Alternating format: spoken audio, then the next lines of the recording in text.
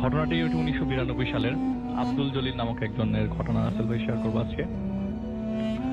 তার বয়স 35 থেকে 38 হবে সে সময়। তো তার একটি দোকান ছিল, মুদি দোকান, যাত্রাবাড়ির কোন একটা জায়গায়। তো তার বাসা হচ্ছে মালিবাগ রেল ক্রসিং এর সাথে। তো তখনকার দিনে রাসেল ভাই রাত্রে 11টা-12টা, মানে অনেক রাত, অলমোস্ট ঢাকা অন্ধকার হয়ে যেত বলতে গেলে। তো উনি নর্মালের মতো প্রতিদিনই যেদিন ঘটনাটি ঘটে বা যিনি সেটি প্রত্যক্ষ করেন সেদিন দোকান থেকে বাসায় ফিরছিলেন। তো ফিরতে গেলে বাসে উঠার লাগে এবং বাস থেকে নেমে তাকে হেঁটে রেল লাইন দিয়ে যদি যায় তাহলে একটু তাড়াতাড়ি হয়, মানে রেল লাইন যদি না যায় তাহলে রিক্সা দিয়ে গেলে একটু ঘুরে যেতে হয়। তো সে নর্মালি রেল লাইনের উপর দিয়ে প্রতিদিন হেঁটে যেত। আচ্ছা। তো দোকান বন্ধ করতে করতে সেদিন এত কাস্টমার ছিল যে দোকান বন্ধ করতে করতে রাত্রে 12টা-10 মতো বেজে যায়। তো সে দোকান ক্লোজ করে রাস্তায় দাঁড়ালেন বাসের জন্য। হঠাৎ করে একটি বাস আসলো। আচ্ছা। রাসেল ভাই বাসে কোনো ঘটনাই ঘটেনি। বাসে ওঠার পরে তিনি সবকিছু নরমাল ছিল। বাস থেকে নামলেন। নামার পরে রেগুলার যে রুটিনটা সে ফলো করতেন রেল লাইনের উপর দিয়ে হেঁটে যাওয়ার, তো সেই মুহূর্তে কিছু মনে লাগে আজকে রেল লাইনের উপর দিকে যাবো কিনা, কিন্তু ওই বইতে সে রওনা দিয়ে দিলেন আর কি বাসার জন্য, বাসার উদ্দেশ্যে। সে আর রিক্সা নিলেন না। ওখান থেকে তার বাসার রিক্সা ভাড়া মাত্র 4 টাকা। আচ্ছা। তো রেল লাইনের উপর দিয়ে তখন সে দেখলেন যে ঘড়িতে 12টা-20 উপরে বাজে আর কি। তো রেল লাইনের উপর দিয়ে হাঁটা শুরু করলেন। আচ্ছা। হাঁটতে হাঁটতে প্রায় মিনিট 3 আগানোর পরেই দুই পাশেই বস্তি রাসেল ভাই, মানে রেল লাইনের দুই পাশেই বস্তি।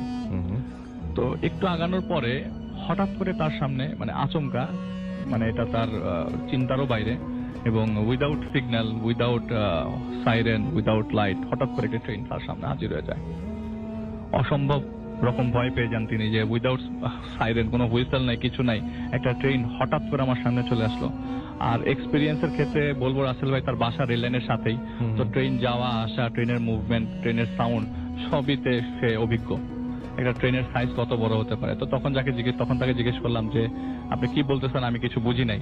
তো তিনি বললেন যে এই ট্রেনের সাইজটা আমি বলতে পারবো না, আমি আপনাকে বলতে পারবো না ট্রেনটা কত বড়। আর আমি যতটুকু যেভাবে ট্রেন দেখছি তার স্বাভাবিকের থেকে অনেক বড়, এবং এত দ্রুত ট্রেন আমি কখনো দেখিনি। আমার সামনে চোখের পলকে আমার সামনে হাজির হয়ে গেল, এবং আমি খুব ভয় পেয়ে গেলাম। একটু চিন্তা করতে লাগলাম, না এই রাস্তায় আসা যাবে না এরকম কিছু করতে থাকলে। কিন্তু চিন্তার কথা তো পরে রাসেল ভাই, তাকে তো আগে বাঁচতে হবে এই অবস্থা থেকে। সে বস্তির মানে বস্তির পাশ দিয়ে ঘেসে যখন ডান পাশ সরে একটু এগোতে যাচ্ছিলেন। ডিয়ার লিসেনার, নাও ভূত এফএম চ্যানেলে রাত 10টায় এবং 12 তারিখের ঘটনায় এপিসোডে আপনাদেরকে স্বাগতম।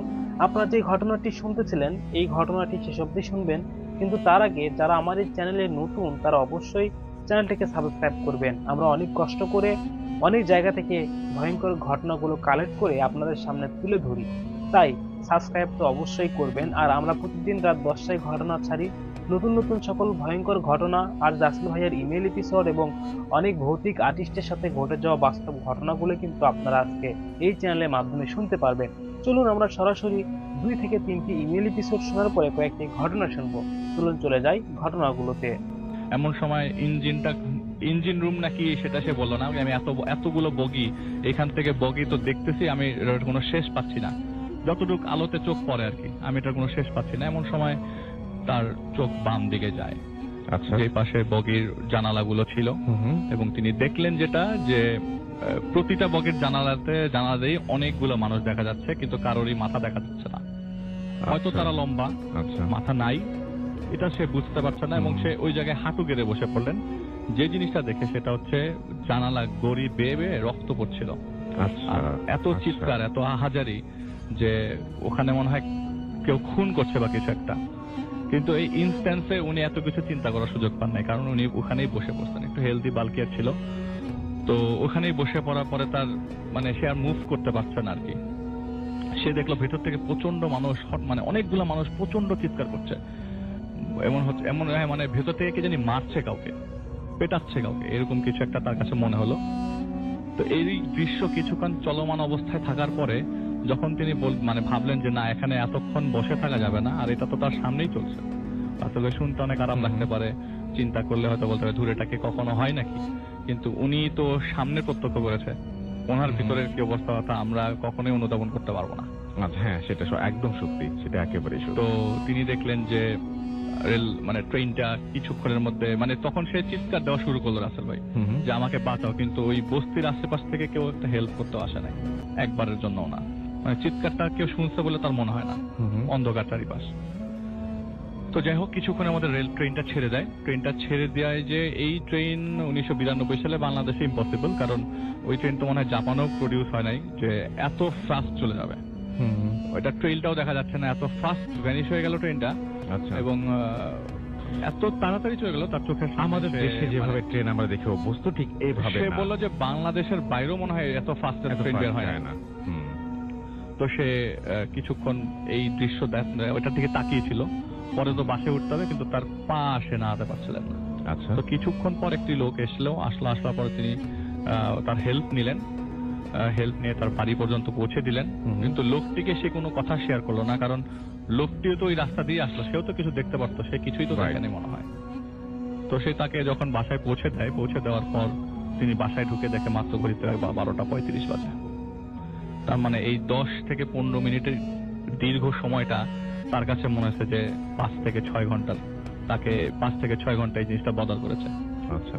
তো যাই হোক তিনি বাসায় রেস্ট নিতে শুরু করে দিলেন, মানে সে আর দোকানে যাওয়া মানে বন্ধ করে দিলেন আর কি।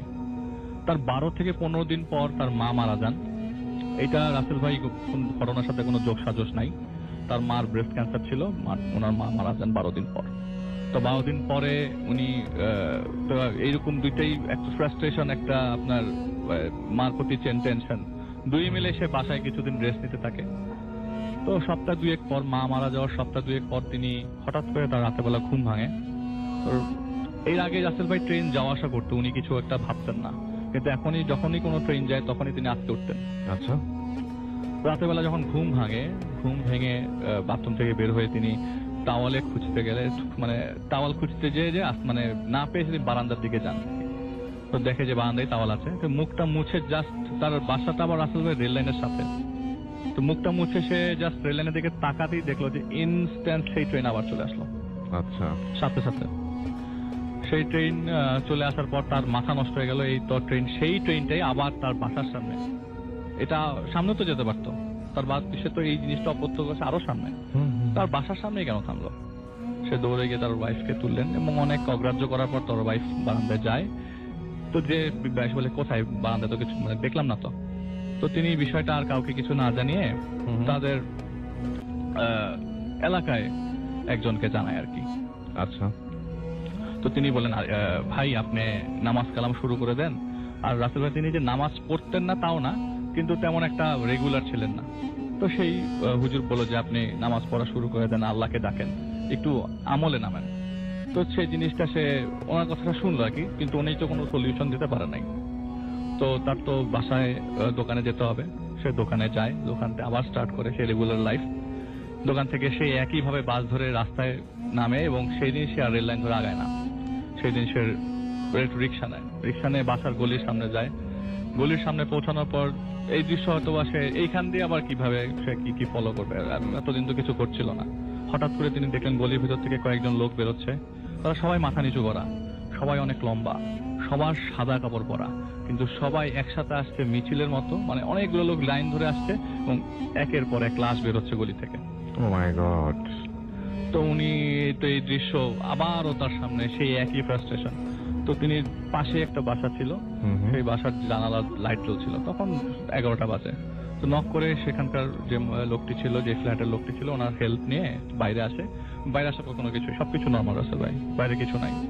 তো সে তার সাহায্যে বাসায় আসে এবং তাকেও জিনিসটা শেয়ার করে নাই। তো যে হুজুরটার কাছে সে জিজ্ঞেস করেছিল, হুজুরকে বলেছিল এরকম ঘটনা সে প্রত্যক্ষ করছে, সেই হুজুর ঠিক পরের দিনই তার বাসায় আসে। তখন সে খেতে বসেছে দুপুরবেলা, বলে যে ভাই, উনি আবার এই কথাটা আবার হুজুরকে যে জানায় যে আমি এরকম ভাবে আমার গলি দিয়ে এরকম ভাবে মানুষ বেরোতে দেখছি, বা আমি রেল লাইনের সামনে এরকম ট্রেন আসতে দেখছি। তো সে হুজুর বলে যে ভাই বিশ্বাস করবে না, গতকালকে আপনি যখন ঈশার ওয়াক্তে আমার কাছে এসেছিলেন, আমাকে যে ঘটনাটাই বললেন, ঠিক আপনি বাসায় যাওয়ার পরে আমি বাসায় যাওয়ার সময় রাস্তা দিয়ে দেখি যে কতগুলো মানুষ লাইন ধরে যাচ্ছে এবং সবার সাথে একটি করে লাশ। অনেকগুলো লাশ। এবার উনি মানে উনি নিজেই প্রত্যক্ষ করলো। এটা খুব অদ্ভুত ব্যাপার কিন্তু। তো সে বলল যে আচ্ছা ভাই ঠিক আছে, আমি একজন বুজুর্গকে চিনি, হুম। নদীর ওপারে যেতে হবে। ঢাকার নদীর উপরে, ঢাকার ভেতরে তো এখন পরে কেরানীগঞ্জ, হুম। তো নদীর উপরে যেতে হবে সে বলে। আচ্ছা। তো নদীর উপরে নিয়ে যে সে কুই চিপা চাপা দিয়ে তাকে এমন এক জায়গায় নিয়ে যায়, এক বুজুর্গ অনেক বয়স্ক, এবং তার ভাষা মতে তার বয়স নাকি অলমোস্ট 100 ক্রস করেছে। আচ্ছা। তো সেই বুজুর্গের কাছে বলল যে আমার এই ঘটনা ঘটেছে, এই এই হচ্ছে আমার সাথে। তো সে একটা সলিউশন দিল যে বাবা তুই নামাজ পড়া শুরু কর, আল্লাহকে ডাক, আমলে নাম, আর কোনো দিকে না তাকিয়ে ওই এলাকা ছেড়ে 10 মাইল দূরে চলে যা, সার্কেল ধরে, আচ্ছা।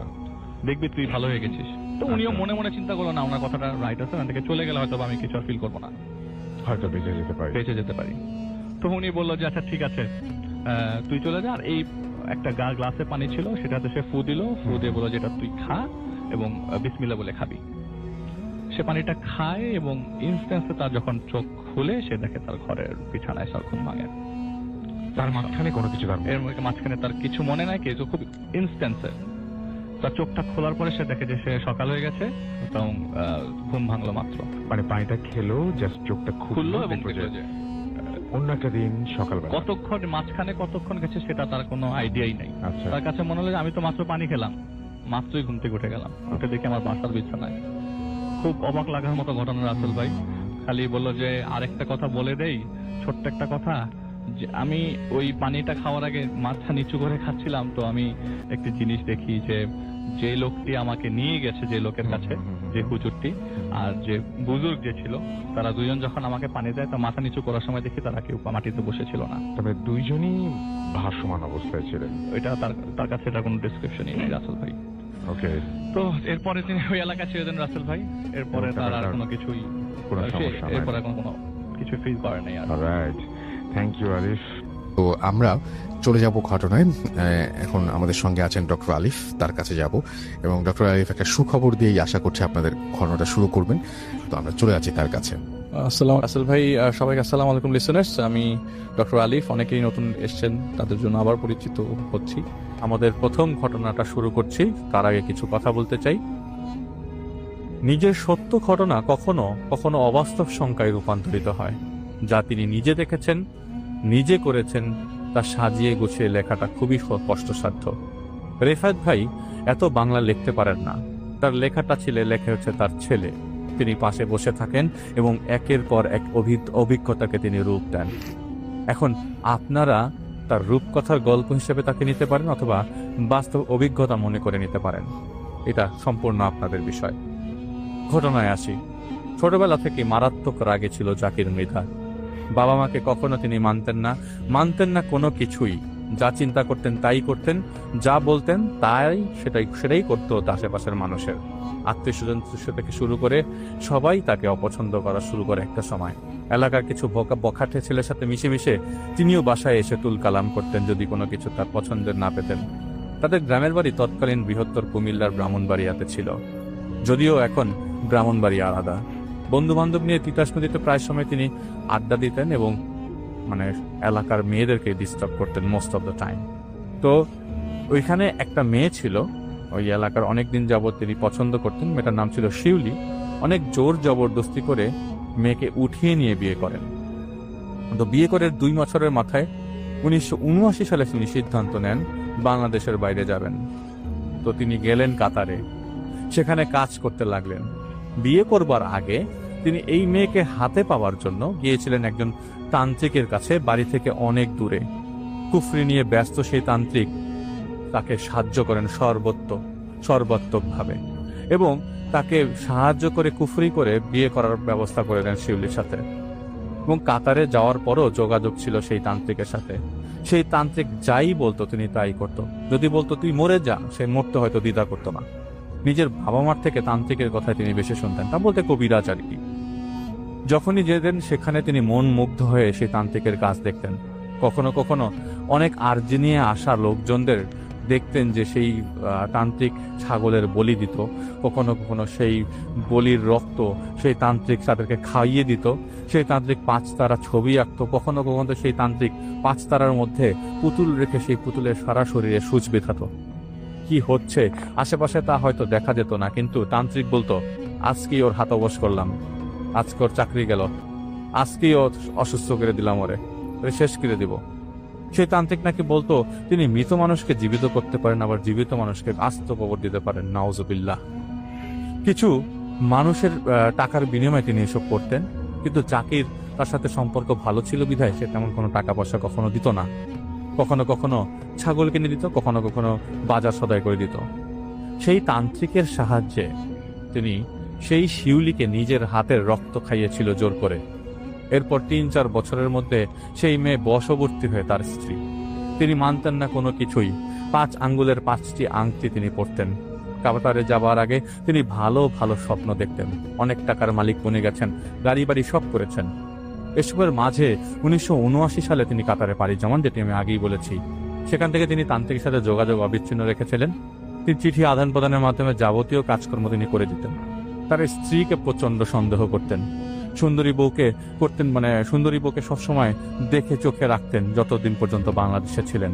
1981 সালের 17 মার্চ কাজ থেকে তিনি যখন কাতারে কাজ থেকে ফেরত এসে হঠাৎ করে দেখলেন একটা চিঠি এসছে বাংলাদেশ থেকে।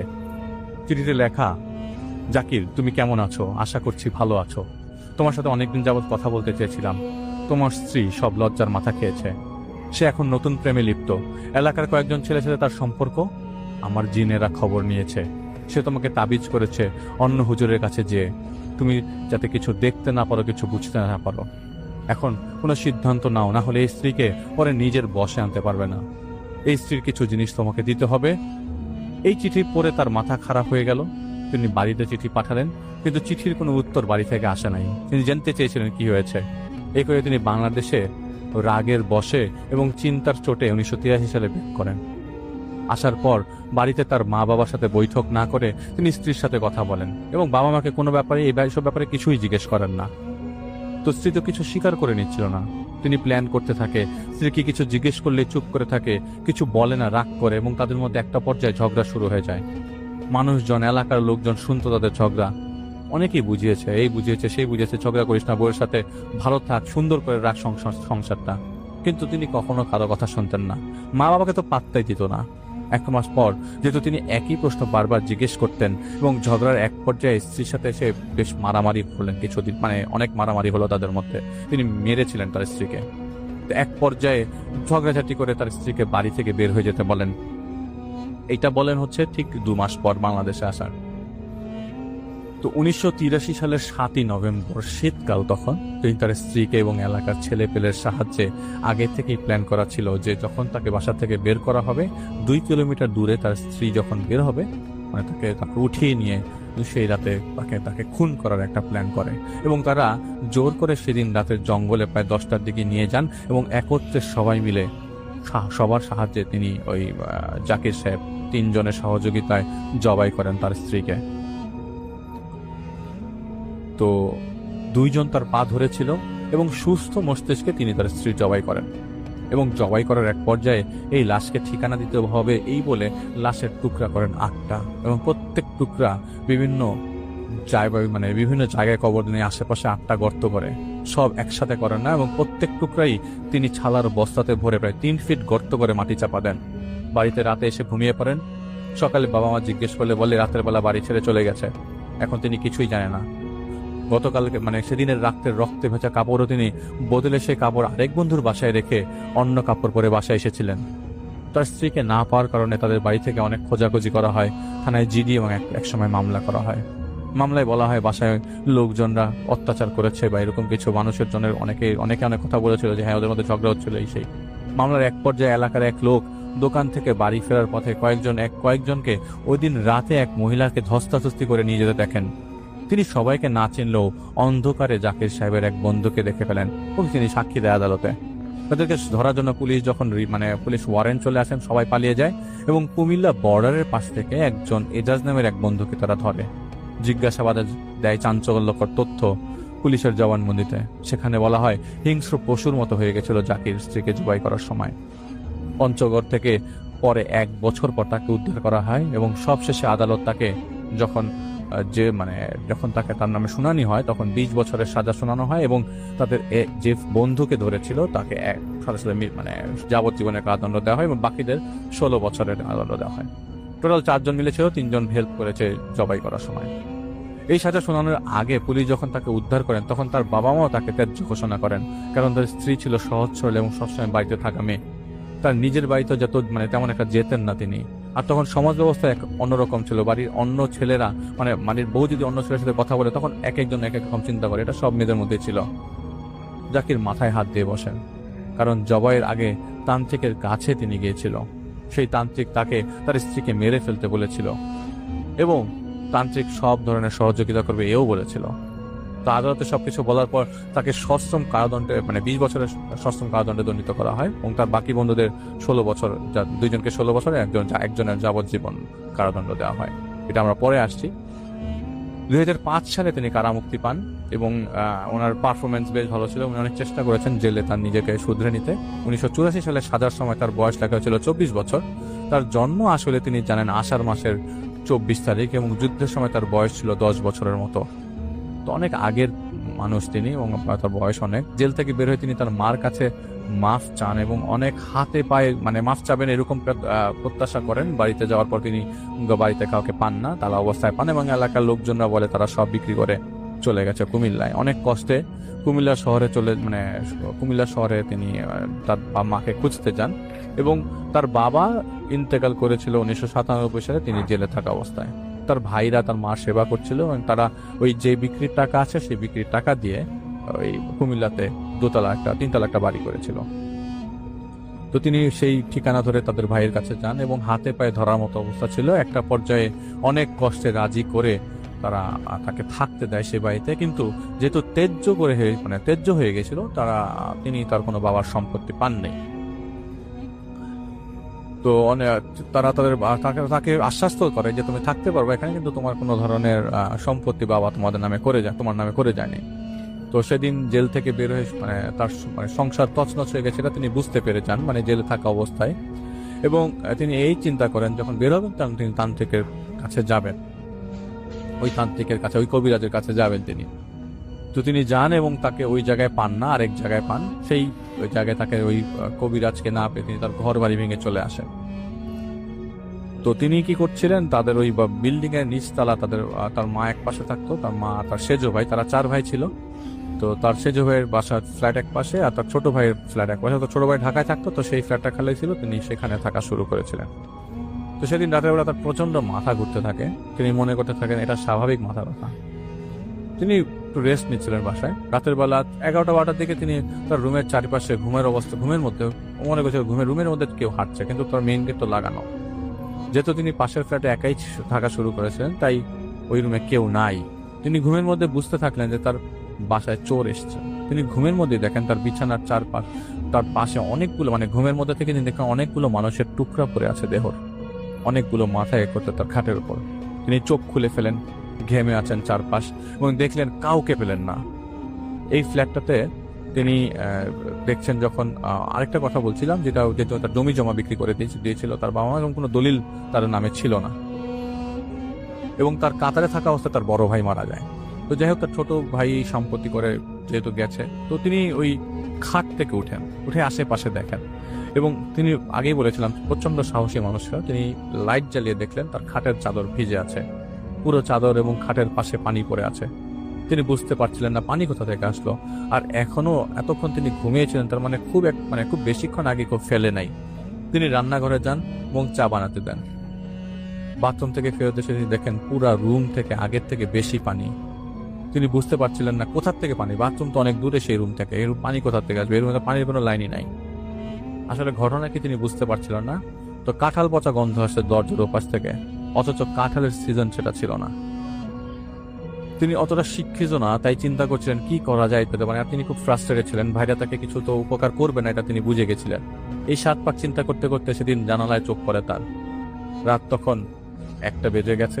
দেখলেন জানালার গ্রিল ধরে আছে 2 হাত দিয়ে কে যেন এবং চেহারাটা পরিষ্কার।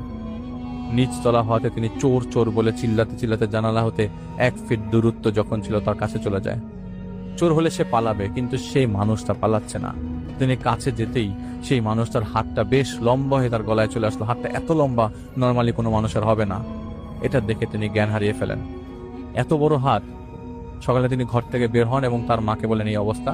তার মারও অনেক বয়স, তিনি প্রপারলি কানে কিছু শোনেন না। তো সেই সেজো ভাই বলেন যে দুনিয়াতে তো পাপ কম করেন নাই, এখন এই জিনিস যদি আপনি দেখেন অবাক হবেন কেন? তো ভাইয়ের কথায় তিনি কোনো সদুত্তর দিতে পারেন নাই। সেদিন রাতে তিনি আবারও স্বপ্ন দেখেন। তিনি দেখলেন তিনি নদীর তীরে শুয়ে আছেন। 20-30 ফিট লম্বা একজন মানুষ তার সামনে আসে, জল্লাদের মতো শরীর, এবং জল্লাদরা মানে সেই খালি গায়ে, যা তিনি জল্লাদ জেলে দেখেছেন। সেই লোক মনে হবে এত বড় ধারালো দা তিনি আগে কখনো দেখেন নাই। তিনি সেই লোকটা তার গলাতে একটা সিম্পল কোপ দিয়ে তার মাথাটা তো শরীর থেকে আলাদা করে দেয়। তিনি বললেন, এটা আপনি কি করলেন? আমার মাথাটা ফেলে দিলেন, আমার কল্লাটা ফেলে দিলেন। তার শরীর থেকে তার মাথা আলাদা। তিনি ঘুমের মধ্যে গলায় অনেক ব্যথা অনুভব করতে লাগলেন। ঘুম ভেঙে যায়। তিনি সাহস করতে পারছিলেন না। কি দেখলেন? শরীরে কাঁথা দিয়ে তিনি চোখ বন্ধ করে ঘুমানোর চেষ্টা করলেন। সেদিন রাতে আর ঘুম হয় নাই। এরকম করে প্রায় 6-7 দিন চলে যায়। তিনি মাঝে মধ্যেই দেখছিলেন সেই সব স্বপ্ন। ইতোমধ্যে তিনি নামাজ পড়া জেলে থাকতে শুরু করেছিলেন। মসজিদে হুজুরের কাছে গেলে বলেন যে খারাপ স্বপ্নের কথা কাউকেই বলতে নাই, যেহেতু আপনি বলেছেন সাদকা করে দেন, আর এই দোয়া এই সূরা প্রতিদিন পড়বেন। 2-1 দিন পর তিনি স্বপ্নে কাউকে না কাউকে দেখতে লাগলেন। প্রায় মাসখানেক পর তিনি যেহেতু এতদিন কিছু দেখছিলেন না, নর্মাল ছিলেন, রাতের বেলা ঘুমাতে যাবেন সেদিন রান্নাঘর থেকে রুমে এসে দেখেন একজন মহিলা বটি দিয়ে একটা বাচ্চার শরীর মাছের আঁশ যেভাবে ছড়ানো হয় সেভাবে বটির সাথে ঘষছে, এবং সেই মহিলা সেই বটিতে সে বাচ্চাকে ঘষছে, এবং বটিতে যতই ঘষছে বাচ্চাটা ততই হাসছে। এক পর্যায়ে তিনি চুপ করে দেখতে দেখতে চিৎকার দিয়ে জিজ্ঞেস করে, এই কে রে তুই? বিভৎস চেহারা সেই মানুষ দেখেই তিনি আর কিছুই মনে করতে পারছিলেন না। তিনি এতটুকু বুঝে গেছিলেন তার একটা শেষ সময়, কারণ তার আগের কাজ তার কিছু ছাড়ছে না। তিনি কি করবেন ভেবে পাচ্ছিলেন না। যেহেতু তার এসব জাদু কবজে আগে খারাপ অভিজ্ঞতা আছে, আর তান্ত্রিকের কাছে তিনি তার একটা খারাপ অভিজ্ঞতা আছে, তিনি কোনো মতেই সেই রাস্তায় যেতে চাচ্ছিল না কারোরই মাধ্যমে। তিনি এক প্রকার দোয়া পড়া শুরু করলেন এবং কাউকেই কিছু বলতে বলেননি, কারণ তিনি আসলে কোন রকমের জায়গা রাখেননি কাউকে কিছু বলার। কিন্তু এই ঘটনার পর তিনি একজন মৌলবীর কাছে যান এবং জিজ্ঞেস করেন ঘটনাটা কি। মৌলবী বলেন, আপনি এই দোয়া এবং সূরা পড়ে রাতে ঘুমাতে যাবেন। যখনই তিনি এই দোয়া এবং সূরা পড়তো তখন তিনি দেখতো যে আর তিনি কিছু দেখছেন না। এর মধ্যে একদিন তার ছোট ভাই বেড়াতে আসলে তিনি তার সেজো ভাইয়ের ফ্ল্যাটে ছিলেন, পাশাপাশি ফ্ল্যাট।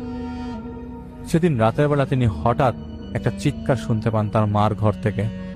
তিনি সোফা রুমে ছিলেন, তার রুম ভাঙে এবং চারিপাশ অন্ধকার। তখনও চিৎকার সুর আসছে তার মার রুম থেকে। কি ব্যাপার, চিৎকার কেন? কিন্তু ঘটনাটা কি? কেউ তো চিৎকার শুনতে পাচ্ছে না। যদি কেউ চিৎকার শুনতো সবাই আসতো। লাইট জ্বালাতে গেলে তিনি দেখেন লাইট নাই, মানে ইলেকট্রিসিটি নাই। তিনি তার মা যে রুমে ছিল সেখানে যান। তিনি যেয়ে দেখেন বাইরে রাত আলোয় বোঝা যাচ্ছে তার মায়ের পায়ের সাইডে একজন মানুষ দাঁড়ানো। তিনি সোফা রুমে একটি মোমবাতি দেখেছিলেন। সেই মোমবাতিটা কোনো মতে নিয়ে এসে লাইটার ধরিয়ে ধরান এবং সেই রুমে যান, এবং তিনি ওই অবস্থায় সেই অবতারকে দাঁড়ানো দেখেন, এবং মানুষটা আর কেউ না, ওই মোমবাতির আলোতে তিনি দেখেন তার স্ত্রী শিউলি। তিনি চিৎকার করে ডাকতে থাকেন, শিউলি তুমি এখানে কি করো? তুমি আমাকে মাফ করে দাও, আমি বুঝি নাই, আমি কিছুই বুঝি নাই, মাফ করে দাও আমাকে, তুমি নিয়ে যাও ওই জায়গা থেকে, আমি আর পারতেছি না, তুমি তোমার কাছে আমারে নিয়ে যাও। তিনি দেখলেন তার কোনো কথাই পাত্তা দেয় না সে অবয়বটা, এবং তার চোখের সামনে তার মাকে কেটে 8 টুকরা করলো এবং তাকে বলল, তোর সবকিছু আমি ধ্বংস করে দেব, এই টুকরাগুলো মাটিতে পুঁতে ফেল, না হলে লোকজন তোরে এসে আবার ধরবে। তুই দিন গুনতে থাক, তোর মাকে দিন গুনতে বলে গেছিলাম, এখন তোর পালা। এই বলতেই অবয়বটা দেয়ালে মিলে গেল। তিনি তার মার পাশ দিয়ে দেখলো যে হাওয়ায় মিলে যেতে। তিনি রুমে যে তার ভাইকে, কিন্তু তার ভাইয়ের বউ দরজা খুলে বলে, কি হয়েছে ভাই? তিনি বলে যে তার মা রুমে, আমি এরকম চিৎকার পেলাম, তুমি একটু আসো আমার সাথে। তখন বলে, আম্মাকে কই পেলেন? আম্মা তো আমার সাথে ঘুমাইছে আজকে, আপনার ভাই তো রাত্রেবেলা ঢাকা চলে গেল না। তিনি হতভম্ব হয়ে যায়। তিনি বুঝতে পারছিলেন না কি হচ্ছে, কোনোভাবেই ভালো, কোনো যাই হচ্ছে তার সাথে ভালো হচ্ছে না, এবং তার ফ্রাস্ট্রেশন লেভেলটা এরকম চলে আসছিল যে আল্লাহ নিতে হলে নিয়ে যাক, একবারে নিয়ে যাক, এগুলি না দেখায় নিয়ে যাক। তিনি তার ভাইয়ের স্ত্রী এবং তার মাকে সে রাতের ঘটনা জানান, এবং তার মা বলে, তুই কি করছিলি? এখন তো এটা তোকে যন্ত্রণা, তোকে জানতেই হবে। কি করছিস আমি জানি না, তবে যন্ত্রণা তুই পাবি, এটা তো সত্য কথা, তুই তো পাপ করছিস অনেক। তার পরের দিনই তার মা মারা যান এবং হাসপাতালে নিয়ে গেলে ডাক্তাররা বলে হার্ট অ্যাটাক করে মারা গেছেন। তো পরে তার ভাইরা আসে এবং তার মা লাশ দাফন করা হয় এবং তারপর রেফায়েত ভাইয়ের কাছে তার সেজো ভাই নিয়ে আসে তাকে। তো তার এই সমস্যার কথা তার ভাইরা শুনে একটা পর্যায়ে আশ্বস্ত করে তাকে রেফায়েত ভাইয়ের কাছে নিয়ে আসে। তো রেফায়েত ভাইয়ের সাথে যাত্রাবাড়ির কোনো এক জায়গায় তার দেখা হয়। তখন রেফায়েত ভাই বলেন, দেখেন আপনার সমস্যা আমাকে এই কয়েকদিনের বলছেন, আগে কি কিছু ঘটেছিল, কোনো খারাপ দিক অথবা কোনো খারাপ অংশ আপনার আছে আপনার জীবনে? তখন রেফায়েত ভাই বলছে যে দেখেন আপনি আগে বের করেন, রেফায়েত ভাইকে তিনি বলছেন যে আপনি আগে বের করেন আমার কি প্রবলেম, তারপরে আমি চিন্তা করবো আপনাকে বলবো কি বলবো না। রেফায়েত ভাই তার পরের দিনই জানিয়ে দেয় যে ওনার কাজ তিনি করবেন না এবং উনি অনেক কথা গোপন করছে, গোপন করা জিনিসপত্র তার বিন্দুমাত্র ইচ্ছা নেই এবং তিনি তার ওস্তাদদেরকেও ঘটনাটা বলেন নাই। পরের দিন তিনি সব কিছু বলেন রেফায়েত ভাইকে এবং রেফায়েত ভাই বলেন, দেখেন যা দেখছি তাই যাকে চিন্তা করছি সে করবে এমন না, তবে আমি আপনাকে জানাবো। সেদিন রাতের বেলা জাকির ভাই রাতের খাওয়া শেষ করে ঢোকে এবং দেখে মানে তার দেয়াল উপরের সিলিং এ অনেকগুলো ছোট ছোট বাচ্চা কান্না করছে, বাদুর যেভাবে ঝুলে থাকে সেভাবে, আর নিচে একজন মহিলা ঠিক একইভাবে একই বাচ্চার কয়েকটা টুকরা করছে। সেই মানুষটা তার স্ত্রী শিউলি। চারিপাশে রক্ত রক্ত বলতে বলতে তিনি অজ্ঞান হয়ে যান। পরের দিন দরজা ভেঙে তাকে উদ্ধার করা হয়, হাসপাতালে নেন তার সেজো ভাই। তার ঘাড়ে তিনি প্রচন্ড ব্যথা পেয়েছেন। বাসায় তাকে নিয়ে আসার পর রেফায়েত ভাইকে আনা হয় তাদের বাসায় একদিনের জন্য আনা হয়। তো রেফায়েত ভাই বাসায় ঢোকার আগেই 4-5 জন মানুষকে গেটের বাইরে দেখেন, একই রকম দেখতে, একই কাপড় পরা 4-5 জন মানুষ, অথচ রেফায়েত ভাই দেখছেন আর কেউ দেখছেন না। রেফায়েত ভাই যা বোঝার তা বুঝে গেছেন। তিনি বাসায় ঢুকলেন এবং যে যে রুমে তার সাথে ঘটনা ঘটেছে সব দেখছে, কিন্তু রেফায়েত ভাই কিছু বুঝতে পারছেন না। তবে বাড়ির সামনে তিনি একজন মানুষকে দাঁড়িয়ে থাকতে দেখেন এবং জাকির ভাই কিছুই দেখছিল না এবং সেই মুহূর্তে সেই মানুষটা পা দিয়ে কি যেন একটা মাটি চাপা দিচ্ছে তাদের বাড়ির সামনে। তো সেদিন রাতে রেফায়েত ভাই ওইখানকার একটা হোটেলে থাকে এবং রেফায়েত ভাই তাদের বাসায় না থাকার মানে রেফায়েত ভাইকে ওস্তাদরা বলে যায় তুমি বাসায় থেকো না, তো তিনি ওই বাসায় ছিলেন না। তো রেফায়েত ভাই তার ওস্তাদদেরকে জানান ঘটনা এবং এই লোক আগে একটা মার্ডার কেসে জেলে ছিল, জেল থেকে আসার পর থেকে এই জিনিসগুলো তার জীবন দুর্বিষহ করে তুলেছে। তো রেফায়েত ভাই জিজ্ঞেস করে কি করা যায় তার জন্য, কিন্তু এমনিই পাপী। তখন তাদের মধ্যে থেকে তাদের ওস্তাদের মধ্যে একজন বলেন যে শয়তানের প্ররোচনা খুব খারাপ জিনিস, একবার তোমাকে বিপথে নিয়ে গেলে সেখান থেকে ফেরত আসা সম্ভব না। সে তোমাকে তার শেষ খারাপ দিক দেখিয়ে ছাড়বে, তুমি বশবর্তী হয়ে খারাপ কাজ করে ফেলবে, তুমি তা জানবেও না এবং তুমি সেটাতেই ভালো মনে করবে। তাই হয়েছে, যে তান্ত্রিকের কথায় তিনি এসব করেছিলেন সেই তান্ত্রিক একজন শয়তান পূজারী ছিল। সে শয়তানকে বিভিন্ন ধরনের উপায়ে খুঁজে সাহায্য করত। এই তান্ত্রিকের কথা শুনে তিনি হিতাহিত জ্ঞান হারিয়ে সর্বস্ব হারিয়েছে। বাবা মা সবাই তাকে ছেড়ে চলে গেছে, তাকে হয়তো মেরে ফেলবে। কিন্তু ঘটনা হচ্ছে সে জেল থেকে বের হয়ে সেই তান্ত্রিকের ঘর দুয়ার ভেঙে আসছে, যার প্রতিষেধ হিসেবে তান্ত্রিক এখন শয়তানের সহিত মানে কোন একটা শ্মশান ঘাট থেকে একটা দেওজিন পাঠিয়েছে এখানে। তার দেওজিনের সাথে কিছু জিনও আছে সাথে। তুমি কথা বলো, তুমি তার মধ্যে তাকে ডেকে নিয়ে আসো, থলের বিড়াল বের হয়ে যাবে। একদিনের মধ্যে মানে একদিনের কথা ছিল সেখানে থাকার রেফায়েত ভাইয়ের, কিন্তু তিনি আরেকদিন বেশি বাড়িয়ে নেন এবং পরের দিন তাকে হোটেল কক্ষে রেফায়েত ভাই নিয়ে যান এবং সেই বদজিনকে নিয়ে আসেন। অনেকক্ষণ ধরে কথা বলার চেষ্টা করছিল, কিন্তু রেফায়েত ভাই রিচুয়াল পালন করে যতই চেষ্টা করছে কিন্তু সে কোনো কথা উত্তর দিচ্ছে না। তার সাথে তার একজন ওস্তাদ ছিল, বলে যে তুমি এই পানিটা ছিঁড়া দাও, কথাও চলে আসবে। হঠাৎ করে কথা আসলো, মরণের জন্য কি তুই প্রস্তুতি নিতে চাস? তো প্রথমে কথাটা বোঝা না গেলেও 2-3 পরেই বোঝা গেল যে তিনি এইসব কথা বলছেন। রিফাত বলছেন কি ঘটনা, এরকম জিম্মি করে ভয় দেখানোর মানে কি? পারলে নিয়ে যান, এতটা ভয় কেন? সে পাশ থেকে উত্তর আসে, ওকে আমরা অমাবস্যার দিন সেই জঙ্গলে নিয়ে গিয়ে ওর কলিজা খেয়েই ঝামেলা শেষ করব। তো রিফাত ভাই বলে ঠিক আছে, ঝামেলা না হয় শেষ করলেন, আগে বলেন এরকম কেন করছেন? রিফাত ভাই ইতিমধ্যে অনেক হাসি কান্নার শব্দ দেয়াল থেকে শুনতে পাচ্ছিলেন। ঘর ভর্তি লোকজন বুঝাই যাচ্ছিল, কিন্তু রুমে তারা মাত্র 2 জন। আস্তে আস্তে ঘটনা বলতে শুরু করে এবং রেফাত ভাই প্রেসার দিতে থাকে, রিচুয়াল করে করে কিছু কিছু পানি ছিটাতে থাকে। অনেকক্ষণ পরে লাইনে আসে। প্রথমে বানিয়ে বানিয়ে অনেক কথা বলতে থাকে, কিন্তু রেফাত ভাই সেগুলো বিশ্বাস করছিলেন না। সেই মানুষকে জিন বলতে থাকে, সেদিন রাতে জাকিরের স্ত্রীকে টুকরা টুকরা করেছে তার বন্ধু এবং সেই লাশের জানাজা পর্যন্ত হয় নাই। সেই লাশের টুকরাগুলো হাড়ে পরিণত হয়ে সেগুলো ক্ষেতের কোণে ফেলে রাখা হয় পোস্টমর্টেম শেষে। সেগুলো কিছু তাদের খাদ্যে পরিণত হয়েছিল। সেই পিশাচগুলো ছিল তাদের গুরুর, সেই যান্ত্রিক যে পাঠিয়েছিল সেই। এবং জাকির সম্পূর্ণ হিতাহিত জ্ঞানহীন অবস্থায় ছিল। যে ছেলেটা জবাই করেছিল সে তার স্ত্রীর সম্ভ্রমহানি করেছিল সেই রাতে এবং সেই জঙ্গলে। তার স্ত্রী ছিল অন্তঃসত্ত্বা। তার স্ত্রী অনেকবার বলেছে, আমি অন্তঃসত্ত্বা, আমাকে আমার এরকম ক্ষতি করেন না। ভুলিয়ে ভালিয়ে সাদাসিধে মানুষটাকে তারা মেরে ফেলেছে এবং তার বন্ধুদের সহযোগিতায়। সেই তান্ত্রিকের শয়তান জাকিরকে দিয়ে এই স্ত্রীর তার স্ত্রীর খুন করেছে এবং সূক্ষ্ম পরিকল্পনার মাধ্যমে। জাকির যাই করেছে তার তখন কিছুই মাথায় ছিল না। তার বন্ধু যে জবাই করেছে তার যাবজ্জীবন কারাদণ্ড ছিল, আমরা আগেই বলেছি।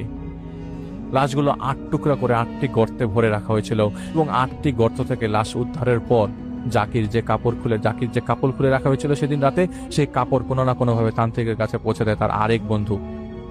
তার সেই বন্ধু তার স্ত্রীকে পছন্দ করত এবং একই তান্ত্রিকের মাধ্যমে জাকিরকে ধ্বংসের পরিকল্পনা করে এবং জাকিরকেই দিয়ে সেই সূক্ষ্ম পরিকল্পনার মাধ্যমে তার স্ত্রীকে মেরে ফেলে। তার বন্ধু এখন জেলে, কিন্তু সেই কবিরাজটি তার সব ক্ষতি করেছে এবং আমরা তারই কাজ করছি, আমরাও জিম্মি। রেফাত ভাই পরে তাদের ওস্তাদেরকে ঘটনাটা বলে এবং ওখানে ওর যে অবস্থা ছিল সে তো ঘটনা সব শুনেছেনি। তোর ওস্তাদরা বলে যে সেই তান্ত্রিকের কি হবে সেই তান্ত্রিক জানে না। দুনিয়াতে যা করেছে সে তার এসবের অপব্যবহার করেছে, হারাম ভাবে করেছে, কঠিন বিচারে তার পতিত হতে হবে। যাই হোক, আমি ঘটনাতে চলে যাই 2018 সালের বা সেপ্টেম্বর বা অক্টোবর মাসের ঘটনা। বলে রাখা ভালো, আমি 2017 সালে যশোর পলিটেকনিক থেকে সিভিল ডিপার্টমেন্টে ডিপ্লোমা করি। ডিপ্লোমা শেষ করে উদ্দেশ্য ছিল মিনিমাম 1 বছর চাকরি করে তারপর আবার বিএসসিতে ভর্তি হব, কারণ আজকাল চাকরির ক্ষেত্রে জব এক্সপিরিয়েন্স ছাড়া চাকরি পাওয়া খুবই কষ্ট। যা ভাবনা তাই কাজ। নতুন চাকরির জন্য চেষ্টা করতে লাগলাম। আল্লাহর রহমতে বেশি দিন অপেক্ষা করতে হয়নি চাকরির জন্য। আমার এক কাকার মাধ্যমে খুলনার বাগেরহাট জেলার মংলাতে একটা জায়গায় আমি 2018 সালের ফেব্রুয়ারিতে একটি ইন্ডিয়ান কোম্পানিতে আমি চাকরি শুরু করি। প্রসঙ্গত আমি বলে রাখি যে আমি কোম্পানির নাম বলবো না। যাই হোক, নতুন চাকরি আর নতুন ইঞ্জিনিয়ার হিসেবে বেশ মজাই লাগছিল চাকরি করতে। নতুন হিসেবে কাজ বুঝতে একটু সময় লাগছিল। কিছু মাস কাজ করার পর পুরো কাজ যখন আয়ত্ত করে ফেলি তখন আমাকে কোম্পানির অফিস থেকে পুরো একটা সাইট ইনচার্জ হিসেবে নিয়োগ দিল। আমি নিজেকে ইনচার্জ হিসেবে ভাবতে বেশি ভালো লাগছিল আমার কাছে। আমার আন্ডারে 2 জন সুপারভাইজার এবং 36 জন লেবার কাজ করত। এত বড় টিম আমি চালাবো ভাবতেই আনন্দ লাগছে। বলে রাখি, আমাদের প্রজেক্টে 24 ঘন্টায় কাজ চলত। সকাল 8টা থেকে রাত 8টা ডে শিফট এবং রাত 8টা থেকে সকাল 8টা নাইট শিফট। প্রথম কিছু মাস আমার ডিউটি দিনের বেলাতেই ছিল। এরপর 3-4 মাস আমার ডিউটি চেঞ্জ করে রাতে দিয়ে দেওয়া হলো। বাধ্য হয়ে রাতের ডিউটি নিতে হলো। প্রথম রাতে একটু সমস্যা হচ্ছিল, পরে সব ঠিক হয়ে যায়, কিন্তু তখন বুঝিনি এই রাতের ডিউটি আমার জীবনে কাল হয়ে আসবে। আমাদের কাজের এরিয়াতে বাইরে প্রত্যেক কোম্পানির জন্য আলাদা আলাদা কলোনি আছে। লেবারদের জন্য আলাদা কলোনি আর অফিসারদের জন্য আলাদা কলোনি। তবে দূরত্ব বেশি না বলে হেঁটেই যেতে হয় এবং 4-5 মিনিট সময় লাগে। অফিসার্স কোয়ার্টার বা কলোনি যেটা আছে সেখানে ইঞ্জিনিয়ার আর সুপারভাইজার আর লেবার কলোনিতে ওয়ার্কাররা থাকে। নাইট শিফটে ডিউটি করার সময় রাতে আমাদের অফিসের কলোনিতে রাতের খাবার খেতে দিয়ে যেতে হতো।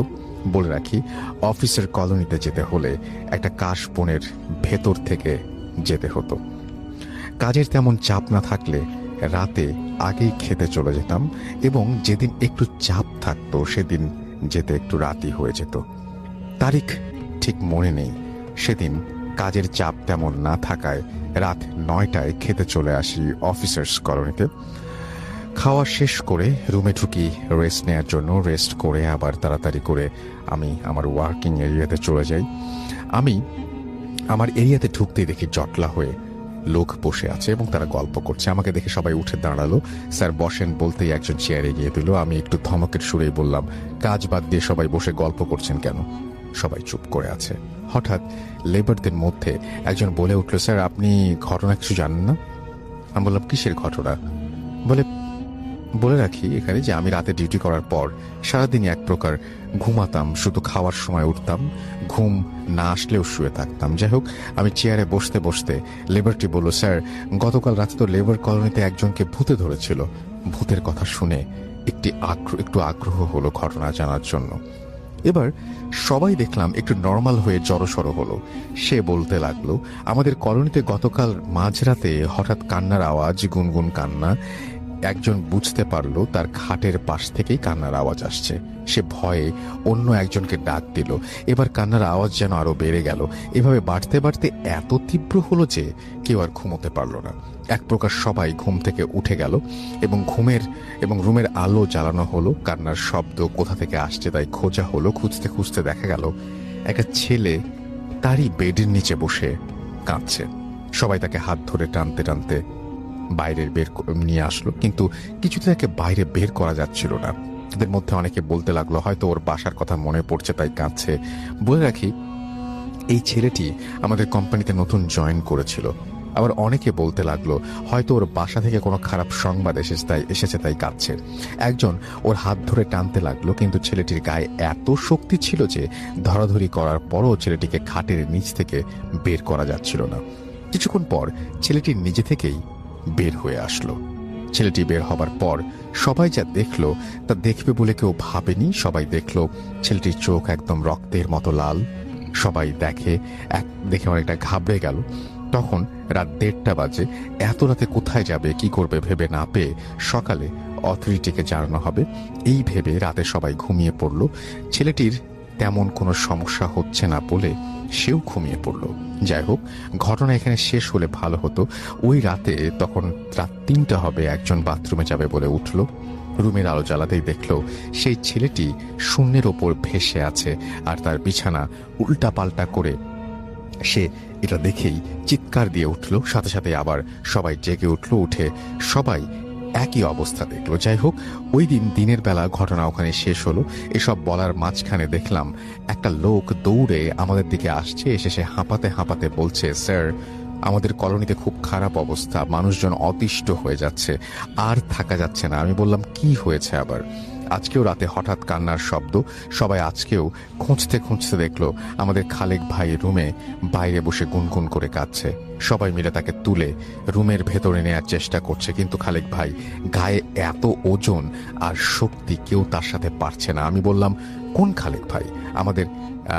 আমাদের হেল্পার খালেক ভাই। সে বলল, জি স্যার। এবার কথা শুনে মনে আমার ভয় ঢুকে গেল। সবাই মিলে সেখানে গিয়ে দেখি খালেক ভাই রুমে খাটের উপর বসে আছে চোখ বন্ধ করে। আমি একজনকে জিজ্ঞাসা করলাম, কি হয়েছে? সে বলল, উনি রুমের বাইরে বসে কান্না করছিলেন। তা হঠাৎ কান্নার আওয়াজ শুনে খুঁজতে খুঁজতে দেখলাম সে বাইরে বসে কাঁদছে। তাকে যেই ধরতে যাচ্ছে তাকেই ধাক্কা মারছে, আর এত জোরে ধাক্কা মারছে যে ছিটকে পড়ে যাচ্ছে। এরপর সে নিজে খাটের উপর বসলো, এরপর বসেই আছে।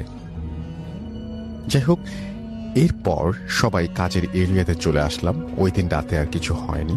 সকালে জানতে পারলাম খালেক ভাই কোনো কথা বলছেন না, আর সারা রাত ওইভাবে বসেছিলেন। ফজরের পরে তিনি ঘুমিয়েছেন, এখন পর্যন্ত ঘুমিয়েই আছেন। সকালে আমাদের অফিস থেকে দেখতে আসলো তারা, এসে সবকিছু দেখে গেল আর হুজুর দিয়ে একটা মিলাদের ব্যবস্থা করার কথা বলে গেল। ওই দিন বিকালে মিলাদ হলো। যাই হোক, পরদিন রাতে আমি আবার ডিউটিতে আসলাম। এসে গল্পে গল্পে এই জায়গার ইতিহাস জানলাম। এখানে এসে বিল ছিল, বিলের পাশে ছিল বিশাল শ্মশান। এই উপজেলার সব হিন্দু লাশ এখানেই পোড়ানো হতো। এছাড়াও এখানে যুদ্ধের সময় গণকবর দেয়া হয়েছিল। তাছাড়াও এই জমি দখলের জন্য নাকি অনেক মানুষকে মেরে তার সেখানে কবর দেয়া হয়েছিল। গল্পে গল্পে উঠে আসলো আরো অনেক কথা। আমাদের এক অপারেটরও নাকি দেখেছে একটা মহিলাকে অনেক আগে। সে মেশিন চালাচ্ছিল। হঠাৎ তার সামনে একটা মহিলা এসে বলল, আমাকে একটু পুকুর কেটে দে, আমি এখানে গোসল করব। এছাড়াও নাকি অনেকে এখানে দুটো সাদা ঘোড়া দৌড়াতে দেখেছে। আরও একজন বলছে একটা মহিলা আর দুটো বাচ্চা নাকি একসাথে হেঁটে যেতেও দেখেছে। যাই হোক, মিলাদের পর লেবার কলোনিতে আর তেমন কিছু ঘটেনি। এরপর ঘটল আমাদের বেসিন প্ল্যান্টে, যেখানে কংক্রিট মিক্সিং হয়। আমাদের বেসিন প্ল্যান্ট সুপারভাইজার রাতে চেয়ারে বসেছিলেন। বসে থাকতে থাকতে তার ঘুম চলে আসে। কখন তিনি ঘুমিয়ে পড়েন, হঠাৎ তিনি ফিল করেন যে কেউ যেন তার পা ধরে টান দিয়েছে। তিনি একরকম চেয়ার থেকে পড়েই গেলেন। এরপর দেখলেন যে কে যেন তার সামনে থেকে সাদা কাপড় পরা কেউ একজন দৌড়ে চলে গেল। তিনি তাকে প্রায়ই দেখতেন সাদা শাড়ি পরে কেউ যেন হেঁটে যায়। পরের দিন সকালে তিনি চাকরি ছেড়ে দিয়ে চলে গেলেন। এসব শোনার পর আমার ভয় বেড়ে গেল। অনেক চিন্তা ভাবনা করে আমি বাসায় ফোন দিয়ে বললাম আমার এখানে এসব হচ্ছে। বাসা থেকে বললো, তোর যদি ভয় লাগে তাহলে ডে শিফটের ডিউটি নে, যা বলা তাই কাজ। আমি পরের দিন অফিসে গিয়ে বললাম, স্যার আমি নাইট করব না। তারা কোনোভাবে আমাকে ডেতে দিল না, দিল না। এবং অনেক দিন তো হলো স্যার, এবার ডে ডিউটি দিন। আমি প্রজেক্ট ম্যানেজারকে বললাম এবং তিনি বললেন যে আর কিছুদিন করেন, এরপর দিব। এই অবস্থায় কেউ নাইট নিতে চাচ্ছে না। পরিবেশ শান্ত হলে অন্য কাউকে আপনার জায়গায় রিপ্লেস করে দেব।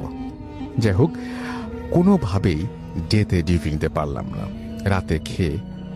রাতে খেতে যাওয়া বন্ধ করে দিলাম। এরপর অনেকদিন যাবৎ আর কোনো এরকম ভয়ঙ্কর কিছু শুনিনি। পরে মন থেকে ভয়টা একটু দূর হলো। তারিখ 28 সেপ্টেম্বর 2018। প্রতিদিনের মতো আজও নাইট ডিউটিতে গেলাম। কাজের তেমন কোনো চাপ নেই। আমার খুব মাথা ব্যথা করছিল। স্যারকে ফোন দিয়ে বললাম, স্যার আমার মাথা ব্যথা করছে, আমি আজ যেতে পারবো না। স্যার বলল, আরফান আজ যেতেই হবে, কারণ আজ সুপারভাইজার দুজন যায়নি, আপনি না গেলে কাজ দেখবে কে? বেশ ধমকের সুরেই বলল, আপনাদের জন্য কি কোম্পানি লস করবে নাকি? আমি রাগ করে বের হয়ে পড়লাম। কাজের এরিয়ার উদ্দেশ্যে একটা টেবিলে মাথা নিচু করে শুয়ে আছি। একজন লেবার এসে বলল, কি হয়েছে স্যার, এমন করে শুয়ে আছেন কেন? আমি বললাম, ও মারুফ ভাই বসেন, আমার খুব মাথা ব্যথা করছে। স্যারকে বললাম, স্যার আমাকে উল্টো ধমক দিল। মারুফ ভাই আমাকে বলল, স্যার আপনি রুমে যে 1 ঘন্টা একটা ঘুম দেন, দেখবেন সব ঠিক হয়ে গেছে, আর এখানে আমি সামলে নেব। যদি কোনো প্রয়োজন হয় আপনাকে জানাবো, আপনি না হয় তখন আসবেন। তার কথা মতো আমি 9:30টার দিকে রুমে চলে যাচ্ছি। এসে লাইট অফ করে ঘুম দেই। হঠাৎ ফোনের শব্দে ঘুম ভাঙলো। মারুফ ভাই ফোন করেছে। ফোন ধরতেই বলল, স্যার ক্লায়েন্ট স্যার এসেছে, আপনাকে খুঁজছে। আমি তাকে বলেছি আপনি অসুস্থ, তবুও আপনাকে চাচ্ছে, আপনি একটু আসলে ভালো হতো। আমি আসছি বলে ফোন কেটে দিলাম। ফোনের দিকে তাকিয়ে দেখি রাত 1:36। বাইরে ঝিরিঝিরি বৃষ্টি পড়ছে। কোম্পানির দেয়া নতুন রেইনকোটটা গায়ে লাগিয়ে বের হয়ে পড়লাম। তখন আমার মাথায় ভূত প্রেতের কোনো চিন্তাই ছিল না। ফোনের টর্চ জ্বালিয়ে কাশবনের মাঝ দিয়ে যাচ্ছি। যখন কাশবনের ঠিক মাঝে পৌঁছালাম তখন কেমন যেন ভয় লাগতে শুরু করলো, আর আগের কথাগুলো মনে পড়তে লাগলো। সূরা পড়তে পড়তে আমি এগিয়ে যাচ্ছি। দূরে দেখা যাচ্ছে কেউ একজন হেরে যাচ্ছে। আমি ভাবলাম হয়তো কোনো লেবার হবে। মনের সাহস নিয়ে আমি আরো দ্রুত হেঁটে গেলাম। উদ্দেশ্য ওই লোকটাকে ধরা, ওনার সাথে সাথে কাশবন পার হব। কিন্তু কাছে যেতেই বোঝা যাচ্ছে একটা সাদা শাড়ি পরা মহিলা। আমি ভাবলাম মহিলা আসবে কোথা থেকে, এখানে তো কোনো মহিলা কাজ করে না। আরো কাছে গেলাম, যেতে দেখি না, আসলেই একটা মহিলা, কোলে একটা বাচ্চা। আমি ভয়ে পাথরের মতো দাঁড়িয়ে গেলাম। মহিলাও দাঁড়িয়ে গেল। আমি ভয়ে তাকিয়ে আছি। মহিলাটা পেছনে ফিরে আমার দিকে যা দেখলো তা দেখে আমি নিজেকে সামনে রাখতে পারলাম না। দেখলাম মহিলার কোনো চোখ মুখ নেই, ফুটবলের মতো সমান মুখ, আর কোলে একটা বাচ্চা তার হাতে, এবং সেই বাচ্চাটার একটা কাটা হাত ঝুলছে। হঠাৎ আমার ফোন বেজে উঠল। মারুফ ভাই ফোন করেছে। ফোন বাজছে কিন্তু আমি ফোন রিসিভ করতে পারছি না। ভয়ে পাথর হয়ে গেছি। আমি জোরে জোরে সূরা পড়তে লাগলাম। হঠাৎ দেখি আমার সামনে মারুফ ভাই সহ আরো কয়েকজন। সামনে সেই মহিলা নেই। মারুফ ভাই আমাকে এসে বলল, স্যার আপনি ঠিক আছেন তো? আমি তখন কিছু বলছি না। তারা আমাকে ধরে কাজের এরিয়াতে নিয়ে গেল। চেয়ারে বসলাম, পানি খেলাম, কিন্তু কোনো কথা বলতে পারলাম না, কারণ কথা বলার মতো কোনো পরিস্থিতি আমার ছিল না। আমার সাথে কি হচ্ছে সব আমি বুঝে উঠতে পারছি না, কিন্তু আমি যেন কিছুতেই চাচ্ছি না কেউ আমাকে জোর করে করাচ্ছে, এবং চেষ্টা করে কথা বলতে পারছি না। মারুফ ভাই বলল, আমি স্যারকে ফোন দিলাম আসার জন্য। স্যার বলল আমি আসছি। এরপর একজন হুজুর আমাকে বলল, আপনি এগিয়ে যান, আপনার স্যার ভয় পেয়েছে, কাশবনের মাঝে দাঁড়িয়ে আছে। এই শুনে আমি স্যারকে ফোন দিলাম, কিন্তু ধরেননি। তাই আমি দৌড়ে এসে দেখি সত্যি সত্যি আপনি দাঁড়িয়ে আছেন। আমি জানি না ওই লোকটা কে। ওনার কথা মতো আমি কিছু না ভেবেই দৌড়ে চলে এসেছি। আমি একটু স্বাভাবিক হলাম। এরপর ঘটনার প্রায় 1 থেকে 1.5 ঘন্টা পর আরও খারাপ ঘটনা। আমি অন্য একজনকে চুপ করে টেবিলে মাথা দিয়ে শুয়ে আছি। মারুফ ভাই আমাকে দেখার জন্য আমার সাথে দিয়েছিল। হঠাৎ আমি টেবিলে চেয়ার ফেলে দিয়ে আমার সামনে বসা লোকটিকে কামড় দেওয়ার জন্য এগিয়ে গেলাম। আমার সামনে বসা লোকটি আমাকে কোনোভাবে আটকে রাখতে পারছে না।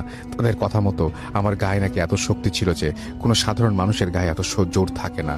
এসব দেখে বেশ কয়েকজন এসে আমাকে ধরতে চাইল। আমাকে 3-4 জন মিলে ধরেও রাখতে পারছিল না।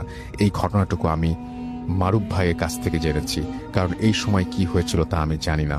পরদিন সকালে আমাকে এগুলো বলা হয়েছিল। এর পরের দিন আমি ডিউটিতে যাইনি। এই ঘটনা ঘটার 2 দিন পর আমি চাকরি ছেড়ে চলে আসি।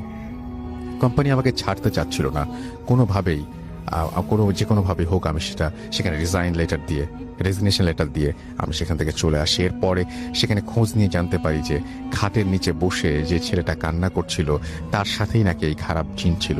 সেই ছেলেটা চাকরি থেকে চলে যাওয়ার পর থেকে নাকি এমন আরো অনেক কিছু ঘটেছে, মানে আরো অনেক কিছু ঘটেনি। তো এই ঘটনা আমার আছে যা আমি এখানকার মানুষের মুখ থেকে শুনেছি। সুযোগ হলে আরো ঘটনা আছে, সেগুলো আমি পাঠাবো এবং আমি চাই এই ঘটনা সবাই জানুক। এবং এখানে আপনাদের যদি বিশ্বাস না হয় তাহলে আপনারা খোঁজ নিয়ে দেখতে পারেন। আমি বর্তমানে ঢাকাতে ইউরোপিয়ান ইউনিভার্সিটিতে আমি বিএসসি করছি। দোয়া করবেন আমার জন্য। আপনাদের স্টুডিওতে এসে ঘটনাটা বলার মতো সাহস আমার নেই, তাই ভালো লাগলে ঘটনাটা শেয়ার করবেন। আমি আশা করবো যে এর পরে আপনি নিশ্চয়ই একদিন স্টুডিওতে এসেও আপনার ঘটনাটি শেয়ার করবেন। আমি এটা আসসালামু আলাইকুম লিসেনার, কেমন আছেন সবাই? আশা করি সবাই অনেক অনেক ভালো আছেন। আজকে আমি যেই ঘটনাটি বলবো, এই ঘটনাটি শুরু হয় প্রায় 300 বছর আগে। 300 বছর আগে একটি ঘটনা যা আমি এখন শেয়ার করব আপনাদেরকে। ভারতের পূর্ব অঞ্চলে ছিল এক সমৃদ্ধ রাজ্য, তার নাম চন্দ্রগ্রহ। এই রাজ্যের রাজা ছিলেন প্রতাপশীল মহেন্দ্র সিং। তার রাজত্বে কোনো অভাব ছিল না, কিন্তু রাজার একমাত্র পুত্র যুবরাজ বিক্রম ছিলেন স্বভাবগতভাবে দুর্বল এবং ভীতু। রাজা সব সময় তার ছেলের ভবিষ্যৎ নিয়ে খুব চিন্তিত থাকতেন। বিক্রমকে শক্তিশালী করার জন্য রাজা মহেন্দ্র সিংহের সেনাপতি তাকে পরামর্শ দিলেন, মহারাজ, পার্শ্ববর্তী রাজ্য কালিদা এর তান্ত্রিক বিদ্যা বহু বছর পর্যন্ত বিখ্যাত। তাদের গুরু কালীচরণকে দিয়ে যদি যুবরাজের জন্য কোনো একটি বিশেষ শক্তি বন্ধন করানো যায়, তবে যুবরাজ সকল ভয় কাটিয়ে উঠবেন। রাজা তো শুনলেন, তিনি কিন্তু তার সেনাপতির কথায় সম্মতি দিলেন এবং কালীচরণে এলেন চন্দ্রগ্রহে। এর একটা রাজ্য। এই কালীচরণ ছিলেন অত্যন্ত ধূর এবং প্রচন্ড ক্ষমতালোভী একজন তান্ত্রিক। তিনি রাজাকে বললেন, মহারাজ, যুবরাজের দুর্বলতা নিছক শারীরিক নয়, এটি আত্মার দুর্বলতা। আমি এমন এক তন্ত্র সাধনা করব যার মাধ্যমে আমি একটি অক্ষয় শক্তি চক্র তৈরি করব। এই চক্রই যুবরাজকে অদম্য সাহস দেবে। তবে এর জন্য এক বিশাল বলিদান দিতে হবে যে রাজা। এবার রাজা জানতে চাইলেন, কি সেই বলিদান? কালীচরণ মৃদু এবার হেসে হেসে বললেন, পূর্ণিমার রাতে চন্দ্রগ্রহের 7টি প্রাচীন মন্দিরের পবিত্র প্রদীপ থেকে তেল সংগ্রহ করে শ্মশানের মাঝখানে অবস্থিত মৃত্যু শিলার উপর সেগুলো উৎসর্গ করতে হবে যে। এর বিনিময়ে যুবরাজ চিরদিনের জন্য অদম্য হবেন, অনেক শক্তি হবে, তার কোনো ভয় থাকবে না। তবে একটি ক্ষুদ্র শর্ত আছে।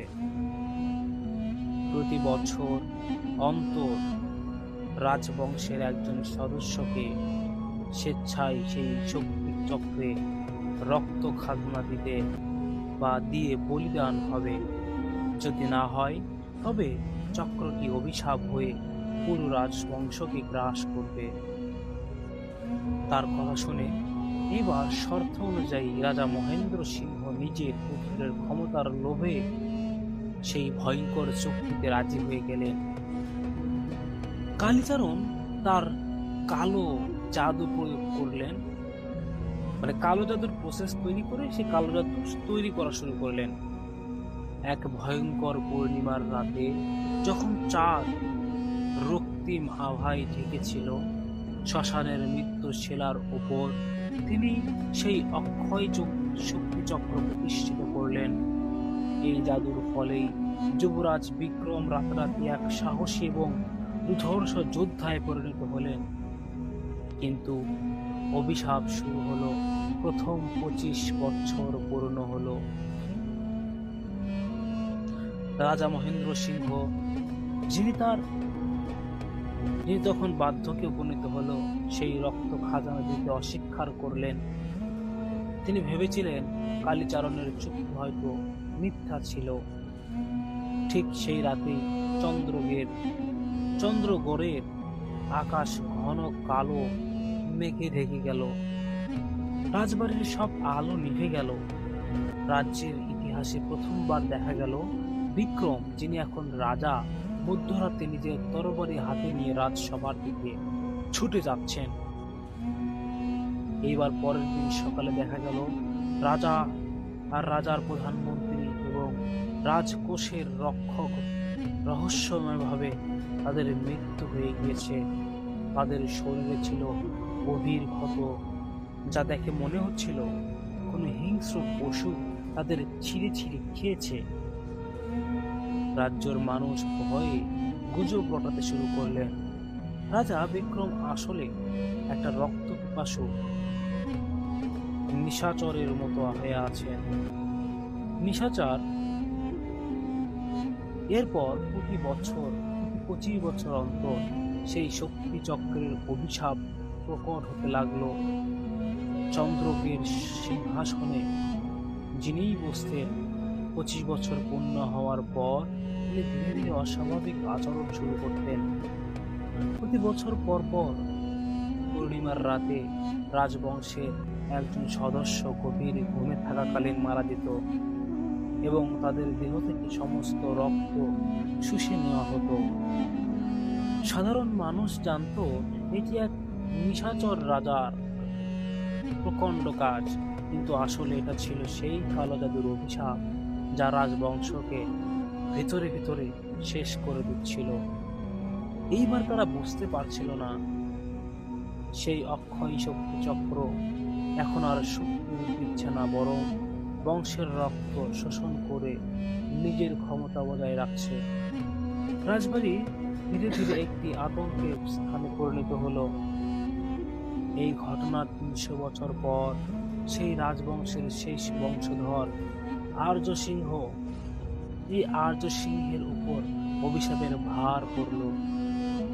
আর্য সিংহ ছিল অত্যন্ত আধুনিক ও প্রগতিশীল। তিনি এই কালো জাদুর অভিশাপকে বিশ্বাস করতেন না যতক্ষণ না তার জন্মদিনে তার ছোট বোনের ঘরকে রক্তশূন্য দেহে উদ্ধার করা হলো। ঘটনাটি ঘটেছিল 25 বছর পূরণ হবার রাতে। আর্য যে রাজা প্রতিষ্ঠান ছিল, যার রাজা ছিল, তিনি প্রতিজ্ঞা করলেন যে করে হোক এই অভিশাপকে বা এই অভিশাপের মূল অর্থাৎ সেই শ্মশানের মৃত্যু শিলায় প্রথিত শক্তি চক্রকে ধ্বংস করতে হবে। তিনি গোপনে সেই জীর্ণ শীর্ণ মুক্তরক্ষী মন্ত্র বই সন্ধানে গেলেন, যা প্রথম রাজা মহেন্দ্র সিংহের সময় লেখা হয়েছিল। বইটি খুঁজে পেয়ে তিনি জানতে পারলেন যে এই শক্তিটি শুধু তখনই ধ্বংস করা যেতে পারে যখন এক বিশুদ্ধ আত্মা স্বেচ্ছায় নিজের জীবন দিয়ে চক্রটিকে নিষ্ক্রিয় করবে। এর অর্থ হলো রাজবংশের একজন সদস্য নিজের জীবনকে উৎসর্গ করতে হবে। এবার এক অমাবস্যার রাতে যখন রাজবাড়ির অলিন্দে সেই কালো ছায়া ঘোরাফেরা করছিল, আর্য সিংহ সেই শ্মশানের মৃত্যু শিলার কাছে গেলেন। তিনি দেখলেন মাটি পুড়ে সেই ভয়ঙ্কর কালো জাদুটি সামান্য আলো বিতরণ করছে এবং হাতে এক প্রাচীন তলোয়ার নিয়ে আর্য কালীচারণের সেই পুরনো মন্ত্রকে উল্টো করে উচ্চারণ করলেন। আর্য নিজের জীবন উৎসর্গ করে সেই চক্রটিকে ভাঙলেন।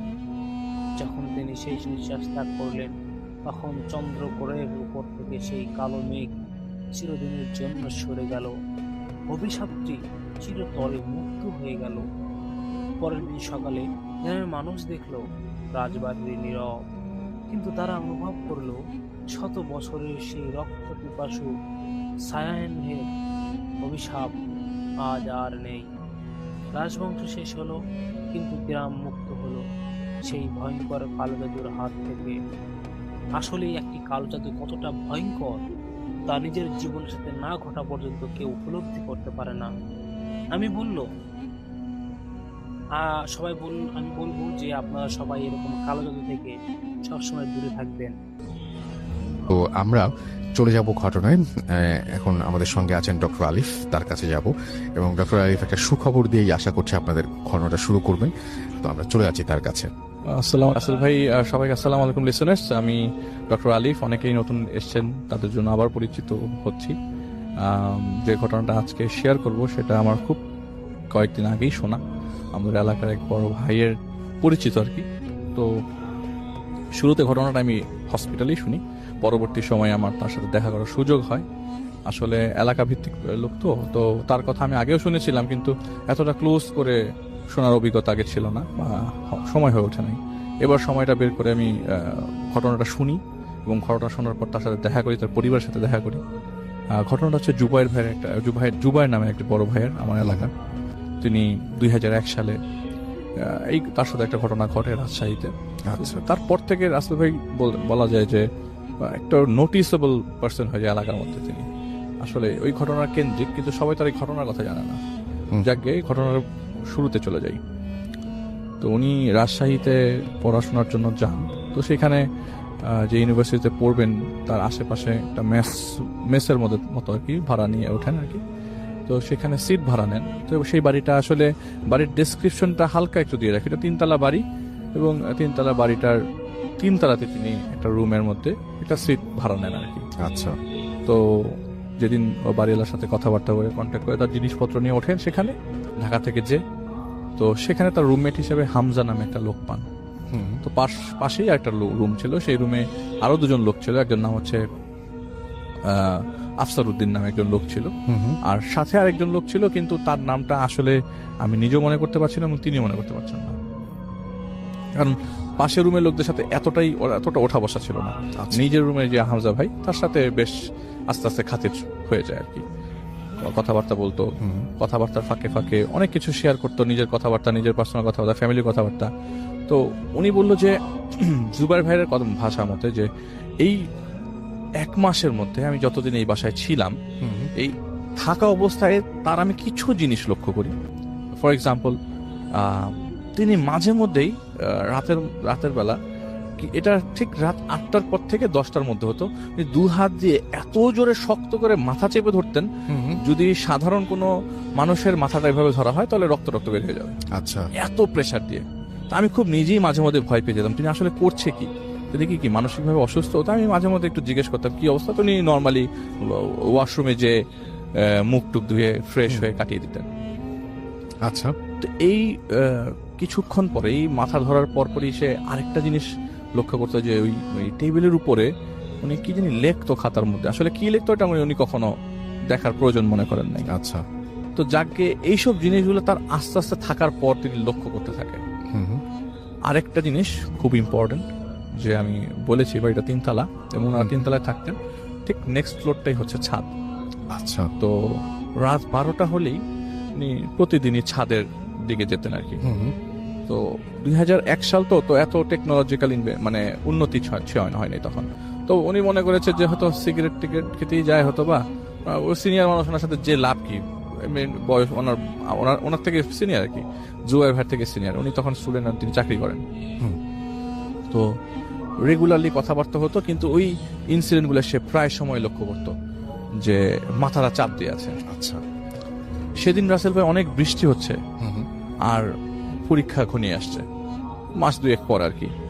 পরীক্ষা ঘনিয়ে আসছে, ঘনিয়ে আসার পর তো তিনি এরকম নর্মাল রাত 8-9টা বাজে, তো পড়াশোনা করছে আর কি, লাইট টাইট সব জ্বালানো। হঠাৎ করে ওই ভাইটা খাটের মধ্যে শুয়েছিল, হঠাৎ করে সে ওই, আমি একটা কথা বললাম যে মাথা ধরে থাকতো শক্ত করে, হঠাৎ করে তার মুখ থেকে তার জিহ্বাটা এমনভাবে ঝুলে পড়ে রাসেল ভাই, যে গলা পর্যন্ত নেমে আসে তার সামনে, চোখের সামনে।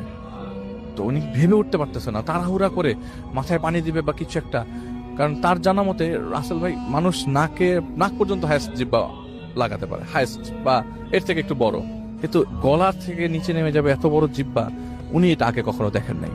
তো এর মধ্যে তিনি দৌড়াদৌড়ি ধাক্কানে শুরু করে, ওনাকে ঝাঁকাতে থাকে, ভাই আপনার কি হয়েছে হামজা ভাই, আপনার সমস্যা কি হলো? তো উনি যখন হঠাৎ করে আচমকা কেঁপে উঠে ওয়াশরুমে চলে যায়। সেদিন থেকে রাসেল ভাই, যে আমি আপনাকে বললাম যে তার মধ্যে একটা ভিতর থেকে একটা কাজ করতে থাকে যে কি লোকের সাথে থাকতেছি, লোকটা কে, কিরকম, ওনার নিজের ফ্যামিলির কথাবার্তা কখনো বলে না, অথচ এরকম একটা ইনসিডেন্ট ঘটে গেল, আর কিছু হলেই খালি ওনার ওই ভমিটিং টেন্ডেন্সি উঠে যায়, যে বমি চলে আসে, এত বড় একটা জিহ্বা, ওনার বারবার এই জিনিসটা ফ্ল্যাশ হতে থাকে চোখের মধ্যে।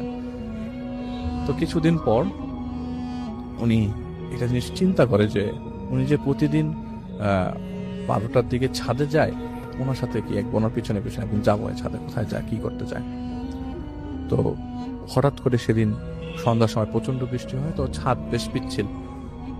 তো ছাদের তো উনি চিন্তা করে রাখে যে এই লোকটা যে প্রতিদিন ছাদে যায়, হয়তো তার বাড়ির সাথে সম্পর্ক ভালো, কারণ বাড়িওয়ালা ঢোকার সময় বলে দিয়েছে যে এই বাসাতে ছাদে যাওয়া যাবে, এবং এই ছাদের চাবি নিষেধ, ছাদের চাবি কখনো তিনি দেখেনও নাই পর্যন্ত। এই লাস্ট 2 মাসের মধ্যে থাকা অবস্থায় উনি ছাদের চাবিটা পর্যন্ত দেখেন নাই, এবং ছাদের কাঠের দরজা এত বড় তালা, যে তালার চাবিটা অনেক বড় হবে, এই চাবিটা দেখেনি নাই।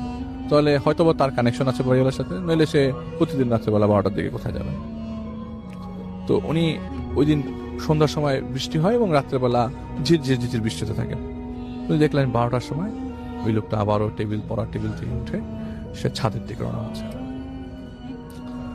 তো ছাদের দিকে রওনা হওয়ার সময় তিনি কি করলেন, তার পিছনে যাওয়ার জন্য আস্তে করে দরজাটা খুলবে এবং পাশের রুম থেকে আফসার উদ্দিন নামে যে ভাইটা আছে তাকেও নিয়ে যাবে সাথে করে। আফসার উদ্দিনের সাথে আরেকজন রুমমেট আছে, কিন্তু তখন সে হয়তো ছিল রুমের মধ্যে, তার সাথে যে যায় নাই। তো সিঁড়ি বেয়ে উপরে উঠে দেখে যে উনি চলে গেছে, ছাদে ঢুকে গেছে, কিন্তু গেটটা ওখানে বন্ধ আছে, গেটের তালা কেউ ধরে না, মানে তালা খুললে তো দরজা খোলা থাকবে যে ছাদে যাবে। ছাদে চলে গেছে লোকটা, ওই হামজা ভাই যে তার রুমমেট, কিন্তু তারা দেখে তালা লাগানো। এটা কিভাবে সম্ভব? তিনি কাঠের ফুকা দিয়ে অনেকক্ষণ দেখার চেষ্টা করে, কিন্তু কোনো কিছু সে ট্রেস আউট করতে পারে না, তাহলে কোথায় গেল। তো সে তার ওই আফসারউদ্দিন নামে যে লোকটা ছিল পাশের রুমে, তাকে নিয়ে সে ওই লোকটাকে নিয়ে নিচে নেমে আসে এবং তাকে বলতে থাকে যে কিভাবে সম্ভব, আমরা তো ছাদের চাবি পাই না, উনি হঠাৎ করে চলে গেল চাবি ছাড়া, তো জিনিসটা মানুষ দিয়ে সম্ভব না, এটা মানুষের কোনো কাজ না। এবং ভয় পেতে থাকে, মানে বাসাটা ছেড়ে দেওয়ার জন্য প্ল্যান করতে থাকে, এবং দুইজনে মিলে প্ল্যানও করে ফেলে যে ভাই যদি কোনো বিপদে পড়ি আমরা, যদি আমার কোনো বিপদ হয় তাহলে আপনি ফেসে যাবেন, কারণ রুমমেট কিন্তু আমরাই, আপনি যদি বিপদে পড়েন আমি ফেসে যাবো, তো বেটার আমরা বাসাটা ছেড়ে দিই, প্ল্যান করি, আসেন একসাথে ছেড়ে দিই বিপদে পড়ার আগে। তো এর মাঝে ওই হামজা সাহেব নিচে নেমে আসলো নর্মাল, কিন্তু ওই ঘটনার পর থেকে রাসেল ভাই উনি ওনার সাথে একটু কম কথা বলতো, একটু কম কথা বলতো। ঠিক 1 সপ্তাহ পর তিনি বাড়িওয়ালাকে কনভিন্স করেন বাসার ছাদের চাবির জন্য, উনি যে প্রতিদিন, ভাই একদিনও মিস নেই, হারাম একদিনও মিস নেই যে ছাদে সে যাবে না, প্রতিদিন ছাদে যাবে সে। তো বাড়িওয়ালার কাছ থেকে ছাদের চাবি খুবই কষ্টে ম্যানেজ করে, বলে যে কালকে সকালে দিয়ে দেবো, আপনি আমাকে বিকালের দিকে চাবিটা দিবেন। তো বাড়িওয়ালা বলে যে কি করবা তোমরা ছাদে, যে তো অনেক কোয়েশ্চেন অ্যান্সার দেওয়ার পরে সে অনেক জোরাজোরি করার পর ছাদের চাবিটা নেয়, এবং ছাদের চাবিটা নেয় 2 দিন পরে, যখন বলেছে তখন 2 দিন পরে ছাদের চাবিটা নেয়। ছাদের চাবি নেওয়ার পরে সেদিন রাতের বেলা অ্যাজ ইউজুয়াল নর্মাল, কোনো বৃষ্টি কিছু নেই, নর্মাল ডে, নর্মাল এনভায়রনমেন্ট, 12টার দিকে এই লোকটা ছাদের দিকে যায় এবং ওই আফসার উদ্দিনকে নিয়ে তার কৌতূহল বশত, ইয়াং মানুষ রক্ত গরম, ছাদে যাবে, দেখবে কি কোথায় যায়। ছাদের চাবিটা দিয়ে তালাটা হাস্তায় করে খুলে দরজাটা খুলে দেখে পুরো ছাদটা খালি আছে, কেউ নেই, কেউ নেই। সঙ্গে সঙ্গে ভ্যানিশ। ভ্যানিশ মানে কেউই নাই, কোনো কিচ্ছু নাই। মানে এটা ভাবা যায় একটা মানুষ ছাদে উঠে গেল। তারপর সেখান থেকে হারিয়ে গেল। গেল ছাদে, কিন্তু ছাদের মধ্যে ছাদটা যে খুব বড়, এক পাশ থেকে আরেক পাশ দেখা যায় না, তাও তো না। এরকম না, ছোট। তো বলে যে ছাদের গেটটা মাঝখান বরাবর, আমরা ঢুকলেই বাম দিকে হচ্ছে বাড়ির উত্তর দিক এবং ডান দিকে বাড়ির দক্ষিণ দিক। তো উত্তর দিকে কোনার সাইডে একটা বাঁশঝাড় টাইপের আছে। তো ওই বাঁশঝাড়ের মধ্যে বেশ বাঁশঝাড়গুলো নড়ছে, কোনো বাতাস ছাড়াই নড়ছে। মানে বাতাস থাকলে তো অন্যান্য গাছপালা নড়তো, ওই বাঁশঝাড়টা আস্তে আস্তে নড়ছে। তো তারা মনে করে যে ওইখানে যাই, উনি ওখানে থাকতে পারে, ওখান থেকে রেলিং দিয়ে নিচে নেমে যেতে পারে। তিনতলা বাড়ির নাম তো কি। আস্তে করে কর্নার দিকে যেতে থাকে, আস্তে আস্তে উত্তর দিকে কর্নার দিকে যেতে থাকে। যাওয়ার সময় সব দেখলো যে বাঁশঝাড় ঘেঁষে একটা করই গাছের ডাল আসছে। সেই করই গাছের ডাল অন্ধকার, একবার ঘুটঘুটে অন্ধকার না, কিছুটা তো হালকা ভিজিবল। খালি শব্দ আসছে, খুব বিভৎস শব্দ, কটর কটর শব্দ, লাইক কেউ হাড় চিবিয়ে চিবিয়ে খাচ্ছে, ভেঙে ভেঙে খাচ্ছে। এবং একসাথে কয়েকজন, একটা ভয়েসের মতো আসলো যে তোমরা ছাদে কি করো। এটা যদি একজন বলতো তাহলে একজন একটা পরিষ্কার বোঝা যেত, 4-5 জন একসাথে বললো তোমরা ছাদে কি করো। ওনারা যে এইখান থেকে একটা দৌড় দিবে, দৌড় দেওয়ার সময় জাস্ট একটা জিনিস লক্ষ্য করলো যে এটা শিয়াল হতে পারে, বিড়াল হতে পারে, হোয়াট এভার দ্য প্রাণী ইজ, যে এমন ভাবে তাকালো যে লাল লাল দুটো চোখ তাদের দিকে কর্কট দৃষ্টিতে তাকিয়ে আছে। তো জাস্ট তারা মানে ওইখানে সাধারণ মানুষ আমি আপনি হলে দৌড়ি দিতাম, তো তারা হয়তো আমরা অজ্ঞানী হয়ে যেতাম, তারা তো সাহস করে দৌড় দিয়েছে। দৌড় দিয়ে তারা নিচে নেমে চলে আসলো, নিচে নেমে দরজা বন্ধ করে আসলো যে ওই লোক আসলে ছাদের থেকে আমরা দরজা খুলবো না, আজকে রাত্রে আর দরজা খুলবো না। রাস্তায় তাই করলেন, রাত্রে দরজা খুললেন না। পরদিন সকালবেলা বাড়িওয়ালাকে জানালেন জিনিসগুলা, কিন্তু সেই থেকেই তো অপেক্ষা শুরু। ওই হামজা সাহেব আর আসলো না, আসেই নাই আর। না। আচ্ছা, সেই থেকেই আর ওনার কোনো ট্রেস করতে পারে নাই, কোথায় আছে, কই গেছে, আর আসলো না। আসলো না, 1 মাস হয়ে গেল। তো এর মাঝখানে তিনি বাড়িওয়ালাকে বললেন যে ভাই আঙ্কেল দেখেন যেরকম আমাদের আমার রুমমেট হামজা, উনি তো নাই অনেকদিন ধরে, পুলিশ আসলে আমাদেরকে জিজ্ঞেস করতে পারে কোথায়, তো আমাদেরকে বাসা ছাড়ার ব্যবস্থা করে দেন, কারণ আপনাকে আমরা বলে রাখতেছি প্রতিটা মুহূর্তের ঘটনা, কারণ পরে আমরা ফেসে যাব, কোথা থেকে কি হবে, আমাদেরকে পুলিশে ধরে নিয়ে যাবে, কেউ ক্লেম করতে আসলে আমরা যদি কিছু না বলতে পারি, কারণ রুমমেট আমরা, যদি কেউ আমাদেরকে খুঁজতে আসে, ওনাকে খুঁজতে আসে, আমরা কিছু না পেলে আমাদেরকে জিজ্ঞেস করবে সবার আগে যে রুমমেটের সাথে কোনো ঝামেলা হয়েছে কিনা। তো যাই হোক, সামহা ওনারা মারিয়ালা ম্যানেজ করে ওদেরকে, তোমরা কয়েকটা দিন থাকো, যদি ঝামেলা হয় আমি তোমাদেরকে বলেছি তোমরা চলে যাও, তোমাদের অ্যাডভান্স আমি ব্যাক করে দিব, তোমরা চলে যাও। তো যাই হোক, ওনার বাড়িওয়ালার ছেলেকে বলে যে তুই যে ওদের সাথে থাক, যে তোরা ভয় পাচ্ছে, কারণ ঘটনার পুরাটা বাড়িওয়ালাকে ওনারা শেয়ার করেন। যাই হোক, তো বাড়িওয়ালার ছেলে বলতে থাকে যে ভাই আপনারা আসার আগে আমি এই রুমে থাকতাম, আপনারা তো ভয় পেতেছেন, কিন্তু আমি কখনো এরকম কিছু দেখি নাই, কখনো এরকম কিছু শুনি নাই। আর ওই বাড়ির কোনাতে যে বাঁশঝাড়, ওটা কিন্তু রাসেল ভাই ওনাদের বাসাতে ঢুকতে গেলে দেখতো, কিন্তু কখনো ওই যে চার্জ করতে যেত না যে বাড়ির পিছনে কি আছে না আছে বলে দেখতে যেত না আর কি। যাই হোক, ওনারা থাকলো 1 মাস। রাসেল ভাই 1 মাসের মধ্যে ওই হামজা সাহেবের কোনো খবর নাই, তো খবর নেই। এর মধ্যে উনি ভয়েই কাটাইছে প্রথম 1-2 সপ্তাহ, কিন্তু পরবর্তী সময় যখন আসতেছে না আর কোনো কিছু দেখতেছে না, ওনারা নর্মালি 1 মাস কেটে যায় আর কি। তো হঠাৎ করে তার যে টেবিলে ওই লোকটা, মানে কি বলে জুবাইর ভাই, যে উনি দেখতো যে প্রতিদিন খাতার মধ্যে কি জানি লিখতো, সে কি করলো, ওই খাতাটা দেখলো। খাতাটা আমরা একটা নর্মাল খাতা যখন আমরা কেউ ওপেন করি, প্রথম পেজটা এবং লাস্ট পেজটাই দেখি, মাঝখানে কি আছে দেখি না, কিন্তু ওনার সব পেজই একই লেখা, বাবা মাকে না বলা কিছু কথা, বাবা তুমি থাকলে ভালো হতো, বাবা তোমাকে আমি ভালোবাসি, 1 পেজে অনেকবার করে লেখা।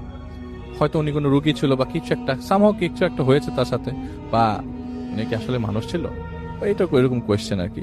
লাস্ট পেজে ওনাদের একটা ছবি আঁকা, দরজার উপরে একটা বক্স করা, বক্সটা মানে হুবহুই দরজাটার মতোই আঁকা, যেভাবে সিটকিনি দরজার মধ্যে দরজা না ছাদের দরজাটা, রুমের একটা দরজা। আচ্ছা, বাথরুমের যে দরজা, রুমের দরজাটা, সেই দরজার মতো একটা অবয়ব, মানে সুন্দর ছবি আঁকা, খুবই সুন্দর, ক্লিয়ারলি বোঝা যাচ্ছে, এবং লেখা আমাকে যখন তোমরা খুঁজে পাবা না এই জায়গায় সার্চ করবে, লাস্টে দেয়া আছে, লাস্ট লেখা আর কি।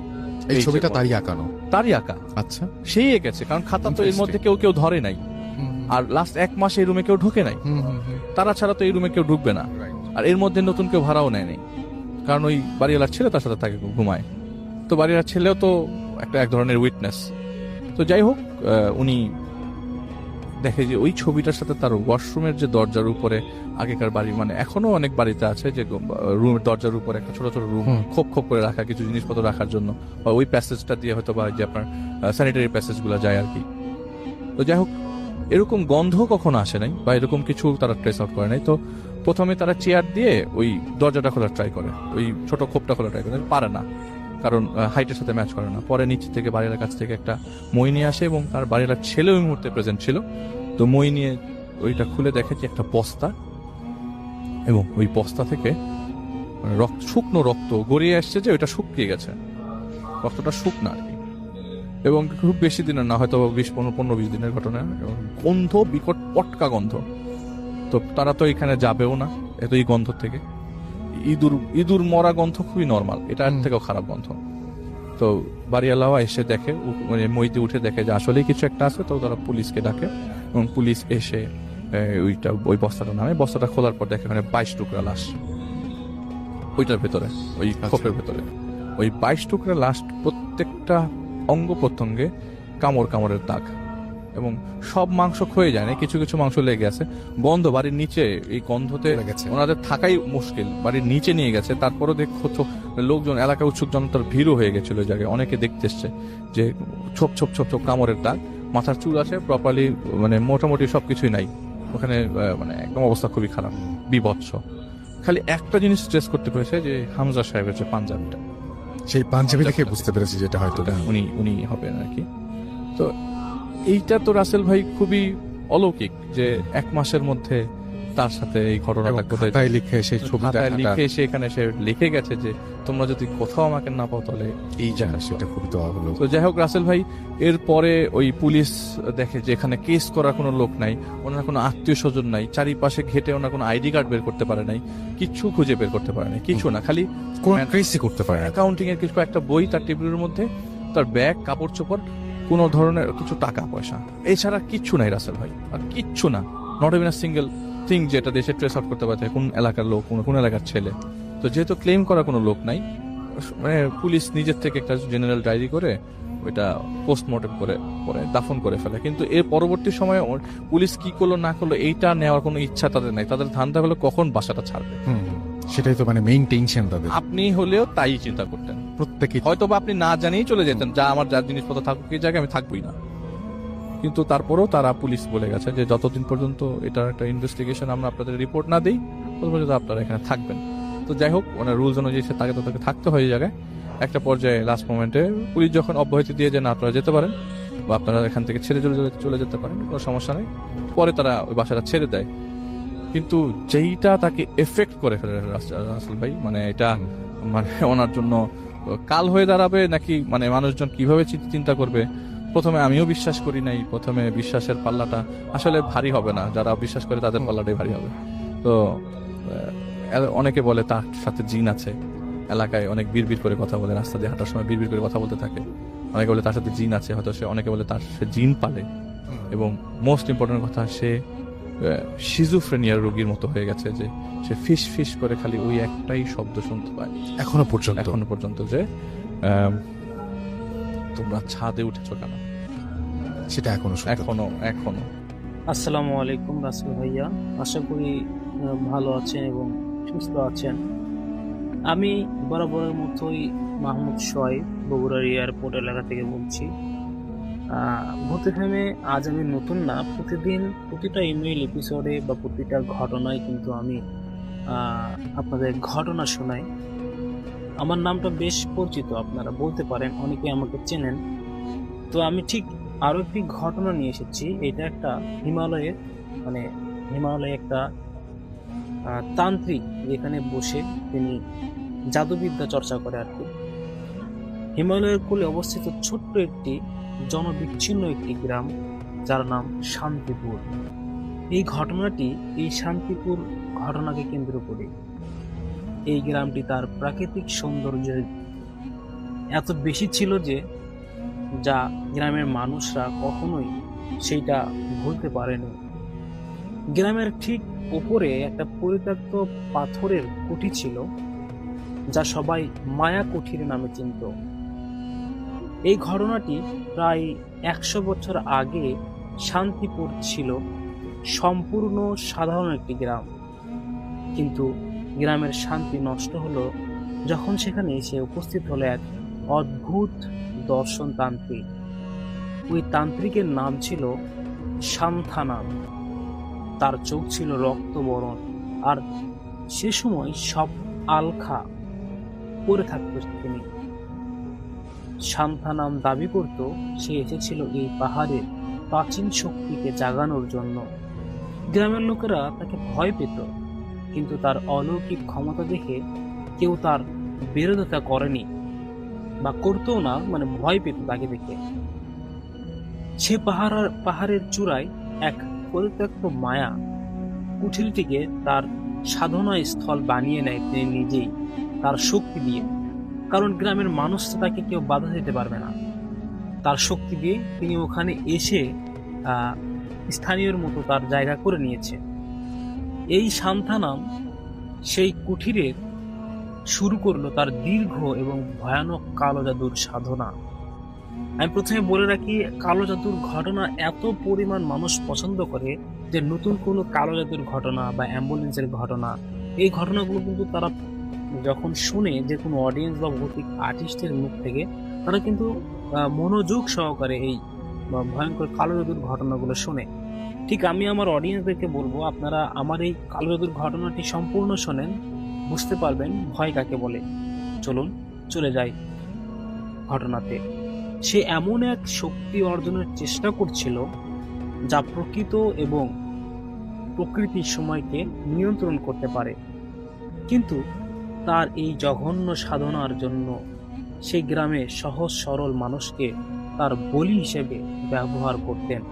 গ্রামের 2-4 জন শিশু রহস্যজনকভাবে গ্রাম থেকে হঠাৎ উধাও হয়ে যেত, মানে কোথায় যেত, কিভাবে হারিয়ে গেল সেটা কেউ জানে না।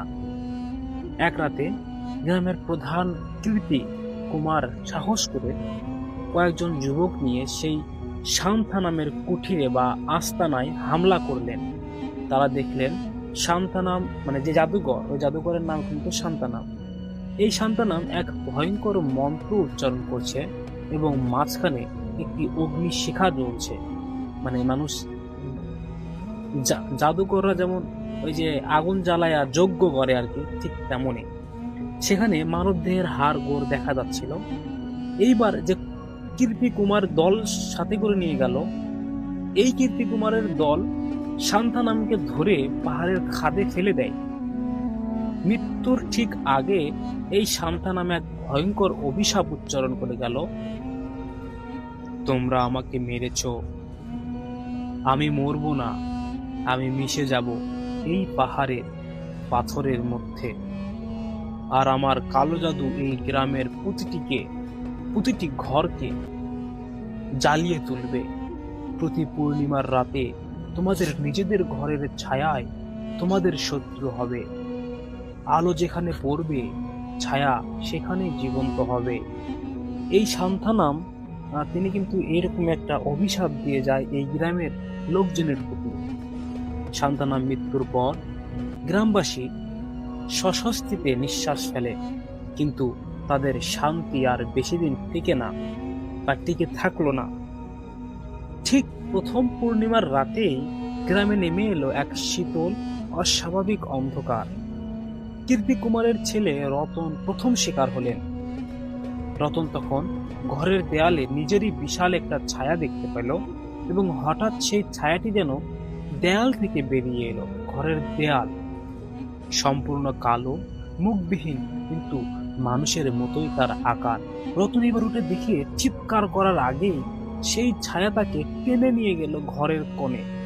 এবং পরের দিন সকালে রতনকে খুঁজে পাওয়া গেল, কিন্তু তার শরীর ছিল সম্পূর্ণ শক্তিহীন, যেন তার ভিতরে প্রাণ শক্তিকেও শুষে নিয়েছে। এরপর শুরু হলো শান্তিপুরের ছায়াদের রাজত্ব। প্রতি পূর্ণিমার রাতে যখন চাঁদের আলো গ্রামের উপর পড়ে, তখন মানুষের ঘরের ছায়াগুলো জীবন্ত হয়ে উঠত। কেউ রান্নাঘরে তার হাঁটার ছায়াকে দেখত, বা কেউ তাকে টেনে গরম চুল্লির দিকে নিয়ে যেত। চুল্লি বলতে মাটির চুলা এগুলোকে চুল্লি বলে আর কি। কেউ ঘুমান্ত অবস্থায় দেখত তার বিছানার পাশে থাকা চেয়ারটি কোনো এক ছায়া তাকে দম করার চেষ্টা করছিল। কেউ ঘুমান্ত অবস্থায় দেখত যে তার বিছানার পাশে কেউ চেয়ার নিয়ে বসে থাকতো, বা যেমন রকিং চেয়ারগুলো আছে দোল খেত। মানুষ দিনের বেলায় ঘর থেকে বের হওয়ার সাহসটুকু ছিল না তাদের। তারা অনেক ভয় পেত, কারণ তারা জানতো তাদের নিজেদের ছায়াই হলো সান্থা নামের কালো জাদুর শিকার।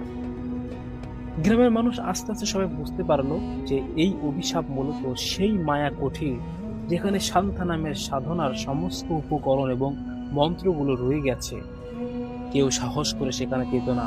বহু বছর পর গ্রামের নতুন নেতা সুরঞ্জন, যিনি ছোটবেলা থেকে এক ভয়ঙ্কর কাহিনী শুনেছেন, তিনি সিদ্ধান্ত নিলেন হয়তো তিনি অভিশাপ মুক্ত করবেন, নয়তো গ্রামের সবাই মারা যাবে।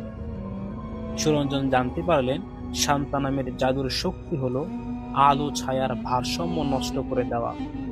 এই কালো জাদু কেবল তখনই নিষ্ক্রিয় হবে, মানে শেষ করে দেওয়া যাবে, যখন সেই মায়াকুঠি এর পূর্ণিমার রাতে কৃত্রিমভাবে তৈরি হয়। এমন এক আলো ফেলা হবে যেখানে কোনো ছায়া তৈরি করা যায় না। এরকম একটা ছায়া তৈরি করতে চাচ্ছে বর্তমান রাজা সুরঞ্জন। এক পূর্ণিমার রাতে সুরঞ্জন এবার গ্রামের কিছু সাহসী মানুষ মিলে একটি প্রাচীন লণ্ঠন, মানে একটা লাঠি এবং কয়েকটি বিশেষ স্ফটিক নিয়ে পাহাড়ের চূড়ায় গেলেন। তারা যখন মায়া কুঠিয়ে পৌঁছে গেলেন, দেখলেন কুঠিরটি নিজেই যেন কালো ধোঁয়া উড়াচ্ছে বা ছড়াচ্ছে। ভিতরে মাঝখানে জ্বলছে একটা নীলচে আগুন, যা শান্তা নামের আত্মা ধারণ করে আছে। সুরঞ্জন সেই স্ফটকগুলো এমন ভাবে সাজালেন লণ্ঠনের আলো ছড়িয়ে পড়লেও কোনো নির্দিষ্ট ছায়া তৈরি না হয়, সেইভাবেই ওই লণ্ঠনটা বসাইলেন ওখানে। যখন ছায়াটি বা ছায়াহীন আলো কুঠিরের মধ্যে প্রবেশ করলো, তখন শান্তা নামের আত্মা তীব্র আর্তনাদ করে উঠল। পাহাড়টি কাঁপতে লাগলো থরথর করে।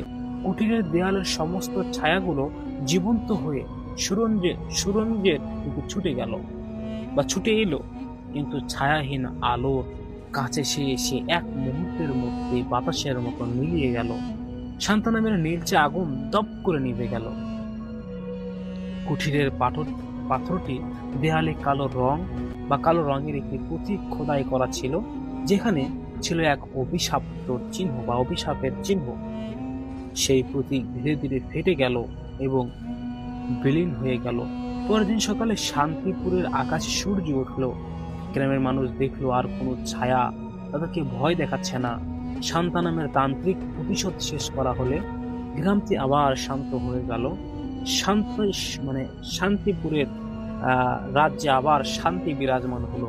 তবে সেই রাতের ঘটনা গ্রামবাসীদের চিরদিনের জন্য এক ভয়ঙ্কর স্মৃতি হয়ে রইল। এই ছিল আমার ঘটনা রাসেল ভাইয়া। ধন্যবাদ। আসসালামু আলাইকুম। লিসেনার্স, আজকের এই ইমেল এপিসোড বা ঘটনাগুলো এখানেই শেষ। আপনারা যারা আজকের এই 12 তারিখের এপিসোড শুনলেন, তারা অবশ্যই আমাদেরকে কমেন্ট করবেন যে আপনাদের কাছে এই ঘটনাটি কেমন লেগেছে। আমরা প্রতিদিন কিন্তু আপনাদের জন্য নতুন নতুন ঘটনা তুলে ধরে থাকি এবং বাছাই করা সকল ঘটনা কিন্তু আপনাদের সামনে তুলে ধরি। অনেক অডিয়েন্স কিন্তু আমাদেরকে ভালোবাসা দিচ্ছেন এবং তারা কিন্তু বলছেন যে ভাইয়া আপনাদের ঘটনাগুলো ভালো লাগে। কেন লাগবে না? আমরা অনেক কষ্ট করে বাছাই করা সকল ঘটনাগুলো আপনাদের সামনে তুলে ধরতেছি।